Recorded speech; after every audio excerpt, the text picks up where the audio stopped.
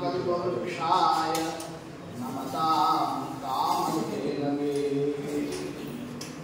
दुर्वादिध्वान्तरवये वैष्णवेन्दीवरेन्दवे श्रीराघवेन्द्रगुरवे नमो अत्यन्तदयालवे।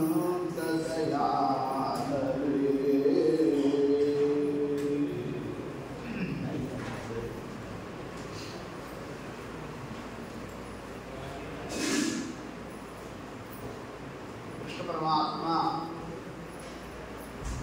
ಭಗವದ್ಗೀತೆಯಲ್ಲಿ ಜಗತ್ತಿಗೆ ನಿರೂಪಣವನ್ನು ಮಾಡತಕ್ಕ ಸಂದರ್ಭದಲ್ಲಿ ಏನಂತ ಹೇಳ್ತಾನೆ? ಮಮತೇಜೋಂಶ ಸಂಭವಂ ಯದ್ಯದ್ ವಿಭೂತಿ ಮತ್ಸತ್ವಂ ಶ್ರೀಮತ್ ಊರ್ಜಿತಮೇವ ವಾ ತತ್ತದೇವ ಅವಗಚ್ಚತ್ವಂ ಮಮತೇಜೋಂಶ ಸಂಭವಂ. ಲೋಕವಿಲಕ್ಷಣವಾದ ವೈಭವ, ಅಂತಹ ಒಂದು ವಿಶೇಷತೆ ಎಲ್ಲೇ ಕಂಡ್ರೂ ಕೂಡ ಅಲ್ಲಿ ವಿಶೇಷ ನನ್ನ ಒಂದು ವಿಭೂತಿ ರೂಪ ಇದೆ. ಅವಗಚ್ಚ ತ್ವಂ, ಅದನ್ನು ಅರ್ಥ ಮಾಡಿಕೋ ಅರ್ಜುನ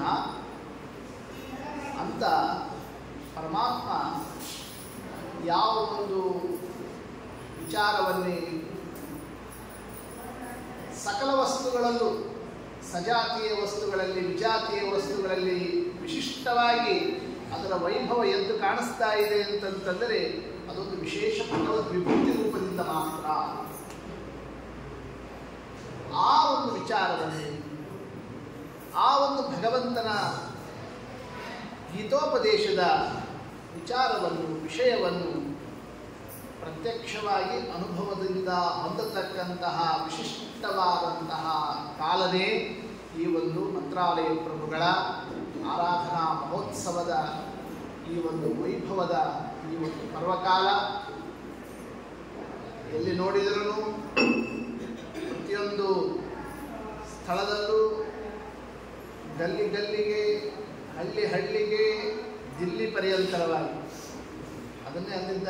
ಪ್ರತಿಪಲ್ಲಿ ಪ್ರತಿಗ್ರಾಮಂ ಪ್ರತಿ ರಾಜೇಂದ್ರ ಪತ್ತನಂ ರಾಜತೆ ರಾಘವೇಂದ್ರೋಯಂ ಸ್ವಾರ್ಚ್ಯಾಭ್ಯರ್ ಹನುಮಾನಿವ. ತೀರ್ಥಕ್ಷೇತ್ರ ವಿಲಾಸದಲ್ಲಿ ಜಾಲಿಹಾಳಾಚಾರ್ಯರು ವರ್ಣಿಸುವಾಗ ಪ್ರತಿಪಲ್ಲಿ ಪ್ರತಿಗ್ರಾಮ, ಗಲ್ಲಿ ಗಲ್ಲಿಗೆ, ಹಳ್ಳಿ ಹಳ್ಳಿಗೆ, ಪ್ರತಿ ರಾಜೇಂದ್ರ ಪತ್ತನೋ, ಎಲ್ಲ ರಾಜಧಾನಿಯ ಪ್ರತಿಯೊಂದು ಪಟ್ಟಣಗಳಲ್ಲಿ ರಾಜತೆ ರಾಘವೇಂದ್ರೋಯಂ, ರಾಯರು ವಿರಾಜಿಸತಕ್ಕಂತಹ ಈ ಒಂದು ಅಂಶ ಪ್ರತಿನಿತ್ಯದಲ್ಲಿಯೂ ಕಾಣಿಸ್ತದೆ. ತತ್ರಾಪಿ ವಿಶೇಷತಃ ಈ ಆರಾಧನಾ ಮಹೋತ್ಸವದ ಸಂದರ್ಭದಲ್ಲಿ ಏನು ನಾವು ನೋಡುತ್ತಾ ಇದ್ದೇವೆ ಅದಕ್ಕೊಂದು ದೃಷ್ಟಾಂತ ಕೊಟ್ಟರು. ಸ್ವಾರ್ಚ್ಯಾಭಿ ಹನುಮಾನಿವ, ಸ್ವ ಅರ್ಚ್ಯ, ತಮ್ಮನ್ನು ಅರ್ಚಿಸುವಂತಹ ಒಂದು ಅಧಿಷ್ಠಾನಗಳಿಂದ, ಅರ್ಚ್ಯಗಳಿಂದ ಹನುಮಾನ ಹೇಗೆ ಯಾವ ಊರಿಗೆ ಹೋದರೂ ಕೂಡ ಊರು ಅಂತಂದೇಲೆ ಅಲ್ಲ ಹನುಮಪ್ಪ ಇದ್ದೇ ಇರ್ತಾನೆ ಅಂತ ಅನ್ನೋದೊಂದು ಎಲ್ಲರಿಗೂ ಅನುಭವದಲ್ಲಿದೆಯೇ ಅಷ್ಟೇ. ಯಾವ ಊರಿಗೆ ಹೋದರೂ ಅಲ್ಲಿ ಹನುಮಂತ ದೇವರ ಒಂದು ಗುಡಿ ಇದ್ದೇ ಇರ್ತದೆ ಅಂತ. ಹಾಗೆ ಇವತ್ತು ಎಲ್ಲೇ ನೋಡಿದ್ರೂ ಕೂಡ ಯಾರ ಒಂದು ಅಧಿಷ್ಠಾನ ಇದ್ದೇ ಇರ್ತದೆ ಅಲ್ಲಿ. ರಾಜತೆ ರಾಘವೇಂದ್ರೋಯೋ, ರಾಯರ ಆ ಒಂದು ಸನ್ನಿಧಾನ ತನ್ಮೂಲಕವಾಗಿ ಪರಮಾತ್ಮ ಜಗತ್ತಿಗೆ ಅನುಗ್ರಹ ಮಾಡತಕ್ಕಂತಹ ಒಂದು ವೈಭವ, ಇದೆಲ್ಲವನ್ನೂ ಆ ಭಗವದ್ಗೀತಾ ಮಾತಿನ ಹಿನ್ನೆಲೆಯಲ್ಲಿ ನಾವು ನೋಡುತ್ತಾ ಹೊರಟಾಗ ಏನು ಕೃಷ್ಣ ಪರಮಾತ್ಮ ಅನುಗ್ರಹ ಮಾಡ್ತೀನಿ ಅಂತನ್ನೋ ಆ ಮಾತನ್ನು ಆಡಿದ್ದಾನೆ. ಏನು ಮಾತಾಡಿದ್ದಾನೆ ಪರಮಾತ್ಮ? ತದಾತ್ಮಾನಂ ಸೃಜಾಮ್ಯಹಂ ಅಂತ ಹೇಳಿದ್ದಾನೆ.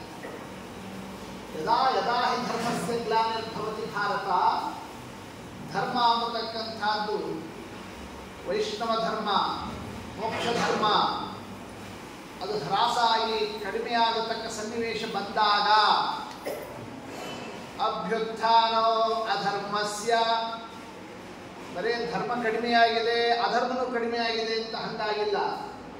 ಧರ್ಮ ಕಡಿಮೆ ಆಯಿತು ಅಂತಂದರೆ ತಕ್ಕಡಿಯೊಳಗೆ ಇದು ಕಡಿಮೆ ಆದರೆ ಮತ್ತೊಂದು ಏರ್ತದೆ. ಯಾವುದು ಏರೋದು? ಅಧರ್ಮ. ಅಂತಹ ಸನ್ನಿವೇಶದಲ್ಲಿ ಪುನಃ ಧರ್ಮವನ್ನು ಸಂಸ್ಥಾಪನವನ್ನು ಮಾಡೋದಕ್ಕೋಸ್ಕರವಾಗಿ ತದಾತ್ಮಾನಂ ಸೃಜಾಮ್ಯಹಂ, ಪರಮಾತ್ಮ ಈ ಮಾತನಾಡಿದ್ದಾನೆ. ನಾನು ಬರ್ತೀನಿ, ನಾನು ಬಂದು ಆ ಒಂದು ಧರ್ಮವನ್ನು ಪುನಃ ಸಂಸ್ಥಾಪನವನ್ನು ಮಾಡಿಸ್ತೀನೋ ಅರ್ಜುನ ಅಂತ ಆ ಮಾತನ್ನು ನೀನು ಆಡಿದ್ದಾನಲ್ಲ.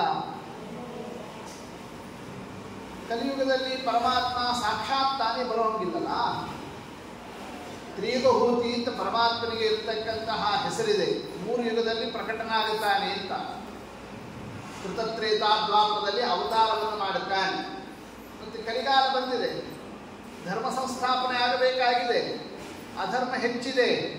ಅಂತಹ ಒಂದು ಸನ್ನಿವೇಶದಲ್ಲಿ ಪರಮಾತ್ಮನ ಬಂದು ಅನುಗ್ರಹ ಮಾಡುತ್ತೀನಿ ಅಂತ ಹೇಳಿರೋ ಮಾತು ಯಾವ ಕ್ರಮದಿಂದ ದೇವರು ಜಗತ್ತಿಗೆ ಅರ್ಥ ಮಾಡಿಸ್ತಾನೆ ಅಂತ ನಾವು ವಿಚಾರವನ್ನು ಮಾಡಿದರೆ ಅದಕ್ಕೆ ಅತ್ಯಂತ ಸೂಕ್ತವಾದ ಅರ್ಹವಾದಂತಹ ಒಂದು ನಿದರ್ಶನ ಈ ಒಂದು ಮಂತ್ರಾಲಯ ಪ್ರಭುಗಳ ಆರಾಧನಾ ಮಹೋತ್ಸವ. ತದಾತ್ಮಾನಂ ಸೃಜಾಮ್ಯಹಂ. ದೇವರು ಆತ್ಮಾನಂ ನಾ ಬರ್ತೀನಿ ಅಂತ ಹೇಳಿದ, ಮತ್ತೆ ಇಲ್ಲೆಲ್ಲ ತಾಯಲ್ಲಿ ಬಂದ ಅಂತ ಪ್ರಶ್ನೆ ಬಂದರೆ ಭಾಗವತ ತಾತ್ಪರ್ಯದಲ್ಲಿ ತದಾತ್ಮ ಅನ್ನೋ ಶಬ್ದಕ್ಕೆ ಒಂದು ವ್ಯಾಖ್ಯಾನ ಮಾಡಿದ್ದಾರೆ ಶ್ರೀಮದಾಚಾರ್ಯ. ಅಲ್ಲೊಂದು ತದಾತ್ಮ ಅಂತ ಒಂದು ಶಬ್ದ ಬರ್ತದೆ ಭಾಗವತದಲ್ಲಿ. ಆ ತದಾತ್ಮ ಅನ್ನುವ ಶಬ್ದಕ್ಕೆ ನನ್ನ ಸನ್ನಿಧಾನವನ್ನು ಹೊಂದಿರತಕ್ಕ ವ್ಯಕ್ತಿಗಳನ್ನು ಅಂತ ಆ ವ್ಯಾಖ್ಯಾನವನ್ನು ಶ್ರೀಮದಾಚಾರ್ಯ ಮಾಡಿದ್ದಾರೆ. ಅದನ್ನು ಭಗವದ್ಗೀತಾಕ್ಕೆ ಯೋಜಿಸಿಕೊಂಡಾಗ ತದಾತ್ಮಾನಂ ಸೃಜಾಮ್ಯಹಂ, ತದಾ ಆತ್ಮಾನಂ ಅಂತ ಒಂದು ಪದಚ್ಛೇದ ಆದರೆ ಮತ್ತೊಂದು ತದಾತ್ಮ ಅಂತ ಒಂದು ಶಬ್ದ. ಅದು ತದಾತ್ಮಾನಂ ಸೃಜಾಮ್ಯಹಂ. ಯಾಕೆ ಆ ರೀತಿಯಾಗಿ ನಾವು ವಿಚಾರ ಮಾಡಬೇಕಾಗ್ತದೆ ಅಂತಂದರೆ, ಪೂರ್ವವಾಕ್ಯದಲ್ಲಿ ಯದಾ ಯದಾ ಹಿ ಧರ್ಮಸ್ಯ ಅಂತ ಎರಡಾವರ್ತಿ ಯದಾ ಯದಾ ಶಬ್ದ ಇದೆ. ಅದಕ್ಕೆ ಅನುಗುಣವಾಗಿ ಉತ್ತರ ವಾಕ್ಯದಲ್ಲಿ ಏನು ಬರಬೇಕಾಗಿತ್ತು? ತದಾ ತದಾ ಅಂತ ಹೇಳಬೇಕಾಗಿತ್ತು ಪರಮಾತ್ಮ. ಆದರೆ ಹೇಳಿದ್ದು ಅಭ್ಯುತ್ಥಾನೋ ಅಧರ್ಮಸ್ಯ ತದಾತ್ಮಾನೋ ಸೃಜಾಮ್ಯಹಂ ಅಂದಮೇಲೆ ಯದಾ ಯದಾ ಅಂತ ಅನ್ನೋ ಶಬ್ದಕ್ಕೆ ಅನುಗುಣವಾಗಿ ತದಾ ತದಾ ಅಂತ ನೀವೇನೇ ಅಧ್ಯಾಹಾರವನ್ನು ಮಾಡಿಕೊಳ್ಳಲಿಕ್ಕೆ ಅವಕಾಶ ಇದ್ದಾಗ ಪುನಃ ತದಾತ್ಮಾನಂ ಅಂತ ತದಾ ಶಬ್ದ ಆಡೋ ಅವಶ್ಯಕತೆ ಇರಲಿಲ್ಲ. ಆದ್ದರಿಂದ ಅದು ತದಾ ಆತ್ಮಾನಂ ಅಂತ ಹಿಂಗ ಪದಚ್ಛೇದವನ್ನು ನಾವು ಗ್ರಹಿಸದೇನೆ ತದಾತ್ಮ ಅಂದರೆ ಏಕ ಶಬ್ದವನ್ನು ತೆಗೆದುಕೊಂಡಾಗ ತದಾತ್ಮಾನಂ ಸೃಜಾಮ್ಯಹಂ. ತದಾತ್ಮ ಶಬ್ದಕ್ಕೆ ಅರ್ಥ ಏನು? ಆ ತದಾತ್ಮ ಅನ್ನತಕ್ಕಂತಹ ಶಬ್ದದ ಅರ್ಥವನ್ನು ಭಾಗವತ ತಾತ್ಪರ್ಯದಲ್ಲಿ ಶ್ರೀಮದಾಚಾರ್ಯ ತಿಳಿಸಿದ್ದು ನನ್ನ ಭಕ್ತರು ಅಂತ ಅರ್ಥ. ಆ ಅಂಶವನ್ನು ಕೂಡ ಏನು ಕೃಷ್ಣ ಪರಮಾತ್ಮ ಆ ತದಾತ್ಮಾನಂ ಅನ್ನೋ ಶಬ್ದದಿಂದ ಆಡಿದ್ದಿದೆ. ಅಂತಹ ಭಕ್ತರನ್ನು ಕಳುಹಿಸಿ ತನ್ಮೂಲಕವಾಗಿ ಧರ್ಮವನ್ನು ಸ್ಥಾಪನವನ್ನು ಮಾಡಿಸ್ತೀನಿ. ಆ ಒಂದು ವಿಶೇಷವಾದ ಭಗವಂತನ ಸಂಕಲ್ಪದಂತೆಯೇ ಶ್ರೀಮದಾಚಾರ್ಯರ ಅವತಾರ, ಆ ಒಂದು ಪರಂಪರೆಯಲ್ಲಿ ಸಕಲ ಜ್ಞಾನಿಗಳ ಆವಿರ್ಭಾವ, ಆ ಒಂದು ಕ್ರಮದಂತೆ ಬಂದಿರತಕ್ಕಂತಹ ವಿಶಿಷ್ಟ ಎಲ್ಲ ಜ್ಞಾನಿಗಳಿಯರ ಎಲ್ಲ ಅನುಗ್ರಹವನ್ನು ಹೊಂದತಕ್ಕಂತಹ ಒಂದೇ ಅಧಿಷ್ಠಾನ. ಹೇಗೆ ಒಬ್ಬರನ್ನು ಹಿಡಿದುಬಿಟ್ರೆ ಎಲ್ಲರೂ ಅಲ್ಲಿ ಸಿಗುತ್ತಾರೆ ಎಂಬತಕ್ಕಂತಹ ಒಂದು ದೃಷ್ಟಿಯಿಂದ ನಾವು ವಿಚಾರವನ್ನು ಮಾಡಿದರೆ ಅಂತಹ ವಿಶಿಷ್ಟ ಭಗವಂತನ ಸನ್ನಿಧಾನವನ್ನು ಹೊಂದಿರತಕ್ಕಂತಹ ಮಹಾನುಭಾವರು ಇವತ್ತಿನ ಆರಾಧ್ಯರಾಗಿರತಕ್ಕಂತಹ ಮಂತ್ರಾಲಯ ಪ್ರಭುಗಳು. ಆದ್ದರಿಂದಲೇ ಮಂತ್ರಾಲಯ ಪ್ರಭುಗಳ ಒಂದು ಗುಣಗಾನವನ್ನೇ ಅವರನ್ನು ವರ್ಣಿಸುವಾಗ, ಭಕ್ತಿ ಸಮರ್ಪಿಸುವಾಗ ಪ್ರಪ್ರಥಮವಾಗಿ ಎಲ್ಲರ ಬಾಯಲ್ಲಿ ಬರತಕ್ಕಂತಹ ಶಬ್ದ ಯಾವುದಾಗಿದೆ? ಪೂಜ್ಯಾಯ ರಾಘವೇಂದ್ರಾಯ. ಈ ಪೂಜ್ಯಾಯ ಅಂತ ಅನ್ನೋ ಶಬ್ದವನ್ನು ಪ್ರತಿಯೊಬ್ಬರು ಕೂಡ ಆಡುತ್ತಾ ಇದ್ದಾರೆ. ಬಹಳ ದೊಡ್ಡ ಶಬ್ದ. ವಿದ್ವಾಂಸರು ಅಂತ ಹೇಳಲಿಲ್ಲ, ಪಂಡಿತರು ಅಂತ ಹೇಳಲಿಲ್ಲ, ಗ್ರಂಥಕಾರರು ಅಂತ ಹೇಳಲಿಲ್ಲ, ತಪಸ್ವಿಗಳು ಅಂತನ್ನೋ ಶಬ್ದ ಆಡಲಿಲ್ಲ, ಯತಿಗಳು ಅಂತನ್ನೋ ಶಬ್ದವನ್ನು ಹೇಳ್ತಾ ಇಲ್ಲ. ಯಾವ ಶಬ್ದ ಆಡ್ತಾ ಇದ್ದಾರಲ್ಲಿ? ಪೂಜ್ಯಾಯ. ರಾಯರ ಬಗ್ಗೆ ಒಂದು ಅದ್ಭುತವಾದಂತಹ ಶಬ್ದವನ್ನು ಇಟ್ಟಿದ್ದಾರೆ, ಪೂಜ್ಯರು. ಏನು ಪೂಜ್ಯಾಯ? ಆ ಶಬ್ದಾರ್ಥ ಯಾಕೆ ಎಲ್ಲರೂ ಆ ಶಬ್ದವನ್ನು ಇಟ್ಕೊಂಡು ಇವತ್ತು ರಾಯರಿಗೆ ಪ್ರದಕ್ಷಿಣೆ ನಮಸ್ಕಾರ ಭಕ್ತಿಯಿಂದ ಅವರಿಗೆ ನಾವು ಕೈ ಮುಗಿಯೋದಾಯಿತು. ಎಲ್ಲರ ಬಾಯಲ್ಲಿ ಬರೋ ಶಬ್ದ ಯಾವುದಿದೆ? ಪೂಜ್ಯಾಯ, ಅವರು ಪೂಜ್ಯರಿದ್ದಾರೆ ಅನ್ನೋ ಆ ಮಾತನಾಡ. ಆದರೆ ವಸ್ತುತಃ ಈ ಪೂಜ್ಯ ಅನ್ನೋ ಶಬ್ದ ಇದೆಯಲ್ಲ, ಅದು ಸಲ್ಲಬೇಕಾದಂತಹದ್ದು ಯಾರಿಗೆ? ಯಾಕೆ ಆ ಪೂಜ್ಯ ಅನ್ನೋ ಶಬ್ದವನ್ನೇ, ನಿರುಪಪದವಾದಂತಹ ಪೂಜ್ಯ ಶಬ್ದವನ್ನೇ ಮುಖ್ಯವಾಗಿ ಅದನ್ನೇ ಯಾರಲ್ಲಿ ಪರಮಾತ್ಮನಲ್ಲಿ ಬಳಸಬೇಕಾದ ಶಬ್ದ. ಹೌದಷ್ಟೇ. ಪೂಜ್ಯ ಅಂದರೆ ಎಲ್ಲರಿಂದಲೂ ಪೂಜಿಸಲಿಕ್ಕೆ ಅರ್ಹರಾಗಿರ್ತಕ್ಕಂತಹ ವ್ಯಕ್ತಿಗಳು. ಆ ಒಂದು ಪೂಜ್ಯತ್ವ ಜಗತ್ ಪೂಜ್ಯನಾದ ಪರಮಾತ್ಮನಿಗೆ ಸಲ್ಲಬೇಕಾದಂತಹ ಶಬ್ದ ಅದು ಪೂಜ್ಯಾಯ ಅನ್ನೋ ಶಬ್ದ. ಹೌದಷ್ಟು. ಎಲ್ಲರಿಂದಲೂ ಪೂಜ್ಯ ಪರಮಾತ್ಮ. ಉಳಿದವರು ಲಕ್ಷ್ಮೀದೇವಿಯಾಗಲಿ, ಮುಖ್ಯಪ್ರಾಣದೇವರಾಗಲಿ, ರುದ್ರಾದಿ ದೇವತೆಗಳಾಗಲಿ, ಋಷಿಗಳಾಗಲಿ, ಮುನಿಗಳಾಗಲಿ, ಯತಿಗಳಾಗಲಿ, ಗುರುಗಳಾಗಲಿ, ಅವರು ಪೂಜ್ಯರೇ. ಯಾಕೆ? ಪೂಜಕರಾದ್ದರಿಂದ ಪೂಜ್ಯರು. ದೇವರನ್ನು ಅಹರ್ನಿಶಿ ಪೂಜಿಸತಕ್ಕಂತಹ ಕಾರಣಕ್ಕೆ ಅವರು ಪೂಜ್ಯರಾಗುತ್ತಾ ಇದ್ದಾರೆ. ಅಂದರೆ ಉಳಿದ ಎಲ್ಲ ಪೂಜ್ಯರು ಅಂತ ನಾವು ಯಾರನ್ನು ನೋಡ್ತಾ ಇದ್ದೇವೆ, ಅವರು ಪೂಜಕರಾಗಿ ಪೂಜ್ಯರಾದರು. ಪೂಜಕರಾಗದೇನೆ ಪೂಜ್ಯ ಅನ್ನೋ ಶಬ್ದ ಇರೋದು, ಅದು ಕೇವಲ ಪರಮಾತ್ಮನಿಗೆ ಮಾತ್ರ ಇರತಕ್ಕಂತಹ ಶಬ್ದ ಅಲ್ವೇ? ಆದರೆ ರಾಯರನ್ನೇ ಕೊಂಡಾಡಬೇಕಾದರೆ ಯಾವ ಶಬ್ದವನ್ನಿಟ್ಟರು? ಪೂಜ್ಯಾಯ. ಅಂದರೆ ಅವರು ಪೂಜಕಾಯ ಅನ್ಬೇಕಾಗಿತ್ತೋ ಪೂಜ್ಯಾಯ ಅಂತ ಬೇಕಾಗಿತ್ತೋ? ಅವರು ಪೂಜಕರಾಗಿ ಪೂಜ್ಯರಾದವರೇ ಹೊರತು ಬರೀ ಪೂಜ್ಯಾಯ ಅನ್ನೋ ಶಬ್ದವನ್ನು ಆಡಿದ್ರಲ್ಲ ಅವರಲ್ಲಿ. ಈ ಒಂದು ವಿಚಾರವನ್ನು ಮಾಡಿದರೆ ಅದಕ್ಕೆ ಪೂಜ್ಯ ಶಬ್ದದ ಅರ್ಥವನ್ನು ನಾವು ಗ್ರಹಿಸುವಾಗ ಎಲ್ಲರಿಂದಲೂ ಪೂಜ್ಯನಾದಂತಹ ಪರಮಾತ್ಮ, ಅಂತಹ ಪೂಜ್ಯನಾದ ಪರಮಾತ್ಮ ಅಸ್ಯ ಅಸ್ತೀತಿ ಪೂಜ್ಯ, ಅಂತಹ ಪೂಜ್ಯನಾದ ಪರಮಾತ್ಮನನ್ನು ತಮ್ಮೊಳಗೆ ಹೊಂದಿದ್ದಾರಾದ್ದರಿಂದ ಏನಾಗಿದ್ದಾರೆ ಅವರು ಕೂಡ ಪೂಜ್ಯಾಯ. ಯಾಕೆ ರಾಯರಿಗೆ ಪೂಜ್ಯಾಯ ಪೂಜ್ಯಾಯ ಪೂಜ್ಯರು ಅಂತ ನಾವು ಅವರನ್ನೇ ಭಕ್ತಿ ಮಾಡುತ್ತಾ ಇದ್ದೇವೆ? ಲಕ್ಷ್ಮೀದೇವಿಯಿಂದ ಆರಂಭ ಮಾಡಿಕೊಂಡು ಎಲ್ಲರಿಂದಲೂ ಪೂಜ್ಯನಾದಂತಹ ಶ್ರೀಹರಿಯನಿದ್ದ ಅಂತಹ ಪರಮಾತ್ಮ ಸದಾ ಅವರಲ್ಲಿ ಇದ್ದಾನೆ ಅನ್ನೋದನ್ನು ತಿಳಿಸಲಿಕ್ಕೆ ಯಾವ ಶಬ್ದ ಹೊರಡಿತು? ಪೂಜ್ಯಾಯ ಅನ್ನೋ ಶಬ್ದ ಹೊರಟಿರತಕ್ಕಂತಹ ಕ್ರಮ. ಇದನ್ನೇ ಶ್ರೀಮದಾಚಾರ್ಯರು ಆರಂಭದಲ್ಲಿ ನಿರೂಪಿಸುವಾಗ ಹೇಳಿರತಕ್ಕ ಮಾತು, ವಂದ್ಯಂ ಸದಾ ಪ್ರಿಯತಮಂ ಮಮ ಸನ್ನಮಾಮಿ ಅಂದಿದ್ದಾರೆ. ಅಶೇಷ ವಿಶೇಷತೋಪಿ ವಂದ್ಯೋ ಸದಾ ಪ್ರಿಯತಮೋ. ವಂದ್ಯ, ಪೂಜ್ಯ ಎಲ್ಲವೂ ಸಮಾನಾರ್ಥಕವಾಗಿರತಕ್ಕ ಶಬ್ದಗಳು. ಅದನ್ನೇ ಭಗವನ್ ಲಕ್ಷಣವಾಗಿ ಅನುವ್ಯಾಖ್ಯಾನದಲ್ಲಿ ಸುಧಾದಿಗಳಲ್ಲಿ ವ್ಯಾಖ್ಯಾನವನ್ನು ಮಾಡಿದ್ದಾರೆ. ವಂದ್ಯತ್ವ, ಪೂಜ್ಯತ್ವ ಅದು ಪರಮಾತ್ಮನ ಲಕ್ಷಣ. ಅಂತಹ ಆ ಶಬ್ದವನ್ನೇ ರಾಯರಿಗೆ ಇಲ್ಲಿ ನಾವು ಸ್ತೋತ್ರದಲ್ಲಿ ಹೇಳ್ತಾ ಇರೋದಕ್ಕೆ ಅದಕ್ಕೆ ಸರಿಯಾದ ಆ ಅರ್ಥವನ್ನು ಗ್ರಹಿಸುವಾಗ ಯಾವ ರೀತಿ ನಮ್ಮ ದೃಷ್ಟಿ ಇರಬೇಕಾಗ್ತದೆ? ಎಲ್ಲರಿಂದಲೂ ಪೂಜ್ಯನಾದ ವಂದ್ಯನಾದ ಶ್ರೀಹರಿ ಪರಮಾತ್ಮ ಅವರ ಒಳಗೆ ಸದಾ ಇದ್ದಾನೆ. ಆದ್ದರಿಂದ ಅವರು ಏನಾಗಿದ್ದಾರೆ? ನಮಗೆ ಪೂಜ್ಯಾಯ. ಅವರು ಅಂತಹ ಪೂಜ್ಯರಾಗಿ ಅನುಗ್ರಹವನ್ನು ಮಾಡುತ್ತಾ ಇದ್ದಾರೆ. ಯಾಕೆ ಪರಮಾತ್ಮ ಅವರಲ್ಲಿ ಬಂದು ನಿಂತ? ಯಾಕೆ ಅವರಿಂದ ಇಷ್ಟು ತನ್ನ ಪೂಜಾವನ್ನು ಇವತ್ತು ತಗೊಳ್ತಾ ಇದ್ದಾನೆ? ಇವತ್ತು ಯಾರೇ ಏನೇ ನಡೆಸಿದ್ರು ಕೂಡ ಏನಂತ? ಸರ್ವದೇವ ನಮಸ್ಕಾರ ಕೇಶವಂ ಪ್ರತಿ ಗಚ್ಚತಿ.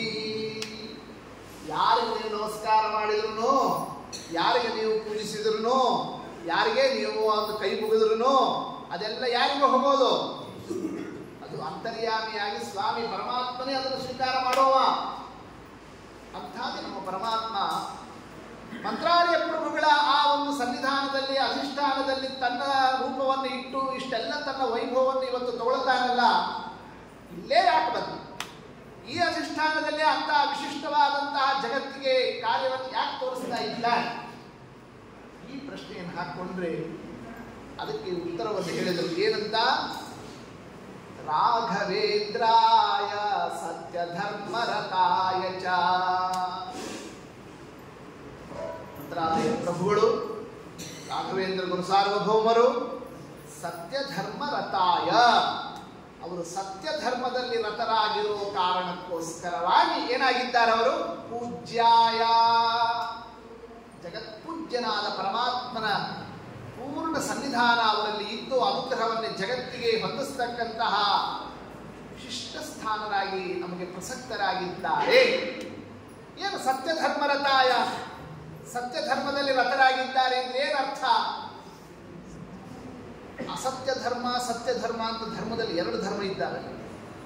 ಸತ್ಯ ಧರ್ಮದಲ್ಲಿ ರತರಾಗಿದ್ದಾರೆ ಅಂದ್ರೆ ಏನು? ಹಂಗಾದ್ರೆ ಅಸತ್ಯ ಧರ್ಮ ಅಂತ ಇನ್ನೊಂದು ಧರ್ಮ ಇದೆ ಅಂತ ಯಾರಾದರೂ ಹಿಂಗೆ ವ್ಯಾಖ್ಯಾನ ಮಾಡ್ಲಿಕ್ಕೆ ಅವಕಾಶ ಇಲ್ಲ ಅಲ್ಲಿ. ಅರ್ಥ ಇಷ್ಟೇ, ಸತ್ಯದಲ್ಲಿ ರತರಾಗಿದ್ದಾರೆ, ಧರ್ಮದಲ್ಲಿ ರತರಾಗಿದ್ದಾರೆ. ಆ ಕಾರಣದಿಂದ ಸತ್ಯ ಧರ್ಮ ರತಾಯ ಚ.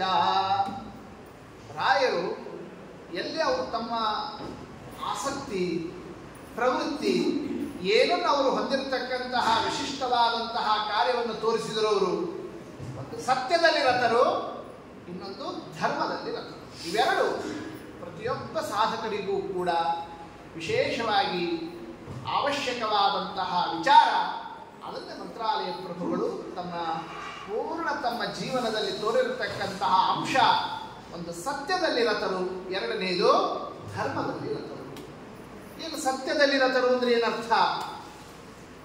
ಸತ್ಯಮಿತಿ ಮೀಮಾಂಸಾ ಅಂದಿದ್ದಾರೆ. ಸತ್ಯ ಶಬ್ದಕ್ಕೆ ಉಪನಿಷತ್ತಿನಲ್ಲಿ ಹೇಳುವಾಗ ಸತ್ಯ ಅಂತಂತಂದರೆ ಮೀಮಾಂಸಾಕ್ಕೆ ಸತ್ಯ ಅಂತ ಹೇಳ್ತಾರೆ. ಮೀಮಾಂಸಾ ಅಂತಂದರೆ ನಿರೂಪಪದವಾದಂತಹ ಮೀಮಾಂಸಾ ಶಬ್ದ ಎಂಬುದು ಅದು ಬ್ರಹ್ಮಮೀಮಾಂಸಾವನ್ನೇ ಹೇಳುತ್ತೆ. ಅಂದರೆ ಬ್ರಹ್ಮಸೂತ್ರಗಳು. ಆ ಬ್ರಹ್ಮಸೂತ್ರಗಳಿಗೇನೆ ಸತ್ಯ ಅಂತ ಹೆಸರು. ರಾಯರು ಸದಾ ತಮ್ಮ ರತಿ ಆಸಕ್ತಿ ತಾವು ಆನಂದ ಪಡತಕ್ಕಂತಹ ಸ್ಥಳ ಏನು? ರಾಯರಿಗೆ ಆನಂದ ಎಲ್ಲಿದೆ ಅವರಿಗೆ ಅಂತ ಕೇಳಿದರೆ ಸತ್ಯ ಧರ್ಮ ರತಾಯ ಚ. ಅವರು ಸತ್ಯದಲ್ಲಿ ರತರಾಗಿದ್ದಾರೆ. ಸತ್ಯ ಅಂತಂದರೆ ಬ್ರಹ್ಮಸೂತ್ರಗಳು, ಬ್ರಹ್ಮಮೀಮಾಂಸಾ ಶಾಸ್ತ್ರ. ಅಲ್ಲಿ ಸದಾ ಅವರು ರತರಾಗಿರುವ ಕಾರಣಕ್ಕೆ ಪೂಜ್ಯಾಯ. ಯಾಕೆ ಬ್ರಹ್ಮಸೂತ್ರನೇ ಯಾಕೆ ತಗೊಂಡ್ರು? ವೇದಗಳಿದ್ದಾವೆ, ಸೂಕ್ತಗಳಿದ್ದಾವೆ, ಉಪನಿಷತ್ತುಗಳಿದ್ದಾವೆ, ಇತಿಹಾಸಗಳಿದ್ದಾವೆ, ರಾಮಾಯಣಾದಿಗಳಿದ್ದಾವೆ, ಪುರಾಣಗಳಿದ್ದಾವೆ. ಎಷ್ಟು ಪ್ರಮಾಣ ಪುಂಜ ಇದೆ. ಅಷ್ಟೆಲ್ಲ ಗ್ರಂಥಗಳ ಮಧ್ಯದಲ್ಲಿ ಬ್ರಹ್ಮಸೂತ್ರವನ್ನೇ ಸತ್ಯ, ಅದರಲ್ಲೇನೇ ಆಸಕ್ತರು, ಅದರಲ್ಲಿ ರತರು ಎಂಬತಕ್ಕಂತಹ ಈ ಒಂದು ಮಾತಿನ ಅರ್ಥ ಏನು? ಅದಕ್ಕೆ ಯಾಕಷ್ಟು ಮಹತ್ವ ಅಂತ ಯಾರಾದರೂ ಅದರ ಬಗ್ಗೆ ವಿಚಾರವನ್ನು ಮಾಡಬೇಕು ಅಂತ ಹೊರಟರೆ ಅದಕ್ಕೆ ಕಾರಣ ಸಕಲ ಪ್ರಮಾಣ ಗ್ರಂಥಗಳಲ್ಲಿ ಮೂರ್ಧನ್ಯವಾದಂತಹದ್ದು ಯಾವುದಾಗಿದೆ? ಬ್ರಹ್ಮಸೂತ್ರಗಳು. ಆದ್ದರಿಂದ ಸತ್ಯ ಧರ್ಮ ರತಾಯ ಚ. ಎಲ್ಲದಕ್ಕಿಂತ ಶ್ರೇಷ್ಠ ಯಾವುದೋ, ಯಾವುದನ್ನು ಹಿಡಿದ್ರೆ ಎಲ್ಲವೂ ಅದರಲ್ಲಿ ಬಂದೇ ಬರ್ತದೋ ಅಂತಹ ಗ್ರಂಥ ಯಾವುದಾಗಿದೆ? ಅದು ಬ್ರಹ್ಮಸೂತ್ರಗಳು. ಆದ್ದರಿಂದಲೇ ಬ್ರಹ್ಮಸೂತ್ರಗಳಿಗೆ ಯಾವ ಹೆಗ್ಗಳಿಕೆ ಇದೆ? ಅರ್ಥಿತಃ ಪರವಿದ್ಯಾಖ್ಯೋ ಚಕ್ರೇ ಶಾಸ್ತ್ರಂ ಅನುತ್ತಮೋ. ಬ್ರಹ್ಮಸೂತ್ರಗಳಲ್ಲಿ ಪರವಿದ್ಯೆ ಅಂತ ಕರೆದಿದ್ದಾರೆ. ಸಕಲ ವಿದ್ಯೆಗಳಲ್ಲಿ ಎಲ್ಲದಕ್ಕಿಂತ ಶ್ರೇಷ್ಠ ವಿದ್ಯೆ ಯಾವುದು? ಬ್ರಹ್ಮಸೂತ್ರಗಳು. ವೇದ ಆಗಲಿ, ಪುರಾಣ ಆಗಲಿ, ಉಪನಿಷತ್ತಾಗಲಿ, ಇತಿಹಾಸ ಆಗಲಿ, ಯಾವುದೇ ಆಗಲಿ, ಯತ್ ಪ್ರಮಾಣಶ್ಚ ನಿರ್ಣಯ. ಪ್ರತಿಯೊಂದು ಶಬ್ದಗಳು, ಪ್ರಮಾಣಗಳು, ವಾಕ್ಯಗಳು ಜಗತ್ತಿಗೆ ನಿರ್ಣಯಾತ್ಮಕವಾದ ಜ್ಞಾನವನ್ನು ನೀಡಬೇಕು ಅಂತಾದರೆ ಅಲ್ಲಿ ಯಾವುದು ಬೇಕೇ ಬೇಕು? ಅಲ್ಲಿ ಬ್ರಹ್ಮಸೂತ್ರದ ಸಹಾಯ ಇದ್ದರೇನೆ ಅವೆಲ್ಲವೂ ಕೂಡ ನಿರ್ಣಯವನ್ನು ಕೊಡುತ್ತದೆ. ಆದ್ದರಿಂದ ಪರವಿದ್ಯೆ. ಆ ಕಾರಣಕ್ಕೋಸ್ಕರವಾಗಿ ವಿಶೇಷತಃ ಬ್ರಹ್ಮಸೂತ್ರವನ್ನೇ ಪ್ರತಿಯೊಬ್ಬರೂ ಸಾಧಕರು ಹಿಡಿದೇ ಸಾಧನವನ್ನು ನಡೆಸ್ತಕ್ಕಂಥದ್ದಿದೆ. ಅದನ್ನು ಈ ಶಬ್ದದಲ್ಲಿ ತೋರಿಸ್ತಾ ಇದ್ದಾರೆ. ರಾಘವೇಂದ್ರಾಯ ಸತ್ಯ ಧರ್ಮ ರತಾಯ ಚ. ಬ್ರಹ್ಮಸೂತ್ರದಲ್ಲಿ ರಾಯರು ಆಸಕ್ತರಾಗಿದ್ದಾರೆ ಅಂತ ಹೇಳಿದ್ರಲ್ಲ, ಅದು ಬಹಳ ಮಹತ್ವದ ಮಾತು, ಬಹಳ ಅರ್ಥವನ್ನು ಹೊಂದಿರತಕ್ಕ, ವಿಸ್ತಾರದ ಒಂದು ದೃಷ್ಟಿಯನ್ನು ಹೊಂದಿರತಕ್ಕಂತಹ ಮಾತಾಗ್ತದೆ. ಕಾರಣ ಬ್ರಹ್ಮಸೂತ್ರವನ್ನು ಎಷ್ಟು ತರಹದಿಂದ ರಾಯರು ಅದರ ಒಂದು ಮಹತ್ವವನ್ನೇ ತಾವು ಆನಂದ ಪಟ್ಟಿದ್ದಷ್ಟೇ ಅಲ್ಲದೇನೆ ಎಲ್ಲರಿಗೂ ಅರ್ಥ ಮಾಡಿಸಿಕೊಟ್ಟರು ತಮ್ಮ ಗ್ರಂಥಗಳಲ್ಲಿ ಅಂತ ವಿಚಾರವನ್ನು ಮಾಡುತ್ತಾ ನೋಡುತ್ತಾ ಹೊರಟರೆ ಬ್ರಹ್ಮಸೂತ್ರಕ್ಕೆ ನಾನಾ ಮುಖದಿಂದ ತಾವು ಗ್ರಂಥ ರಚನೆಯನ್ನು ಮಾಡಿ ಸತ್ಯ ಧರ್ಮ ರತಾಯಚ, ಆ ಸತ್ಯದಲ್ಲಿ ತಾವು ರತರು ಅನ್ನೋದನ್ನೇ ಅರ್ಥವನ್ನು ಮಾಡಿಸಿರೋದೇ ಅವರ ಗ್ರಂಥ ರಚನೆಯ ಆ ಅಂಶವನ್ನು ನಾವು ಕಾಣತಕ್ಕಂತಹ ವಿಷಯ. ಸಾಕ್ಷಾತ್ ಬ್ರಹ್ಮಸೂತ್ರಕ್ಕೂ ಅವರು ತಮ್ಮ ಲೇಖನಿ ಪ್ರಸಾರವನ್ನು ಮಾಡಿ ಅದರ ಅರ್ಥವನ್ನು ತಿಳಿಸುವಂತೆ ಪರಮ ಅದ್ಭುತವಾದ ಗ್ರಂಥ ರಾಯರು ಮಾಡಿರತಕ್ಕಂತಹ ಗ್ರಂಥ. ಅದರ ಹೆಸರೇ ತಂತ್ರದೀಪಿಕೆ. ತಂತ್ರದೀಪಿಕಾ ಎಂಬತಕ್ಕ ಗ್ರಂಥವನ್ನು ಮಾಡಿದ್ದಾರೆ. ತಂತ್ರದೀಪಿಕಾ ಅಂದರೆ 564 ಬ್ರಹ್ಮಸೂತ್ರಗಳ ನೇರವಾಗಿ ಸೂತ್ರದ ಶಬ್ದವನ್ನು ತೆಗೆದುಕೊಂಡು ಅರ್ಥವನ್ನು ನಿರೂಪಿಸಿರ್ತಕ್ಕಂತಹ ರಾಯರ ಗ್ರಂಥ ಇದು. ಅದಕ್ಕೇನಂತಾರೆ?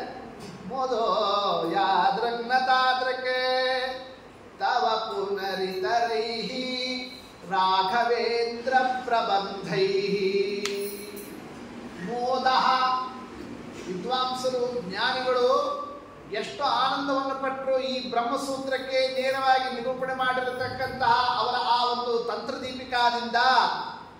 ಮೋದಃ, ಅದರಿಂದ ಬಂದಿರುವಷ್ಟು ಆನಂದ ಇನ್ಯಾವುದರಿಂದ ಆಗೋದಿಲ್ಲ ನಮಗೆ ಅಂತ ಅಂಥ ಒಂದು ವಿಶಿಷ್ಟವಾದಂತಹ ಕಾರ್ಯ ಯಾವುದು? ತಂತ್ರದೀಪಿಕಾ, ರಾಯರು ಮಾಡಿರ್ತಕ್ಕಂತಹ ಗ್ರಂಥ.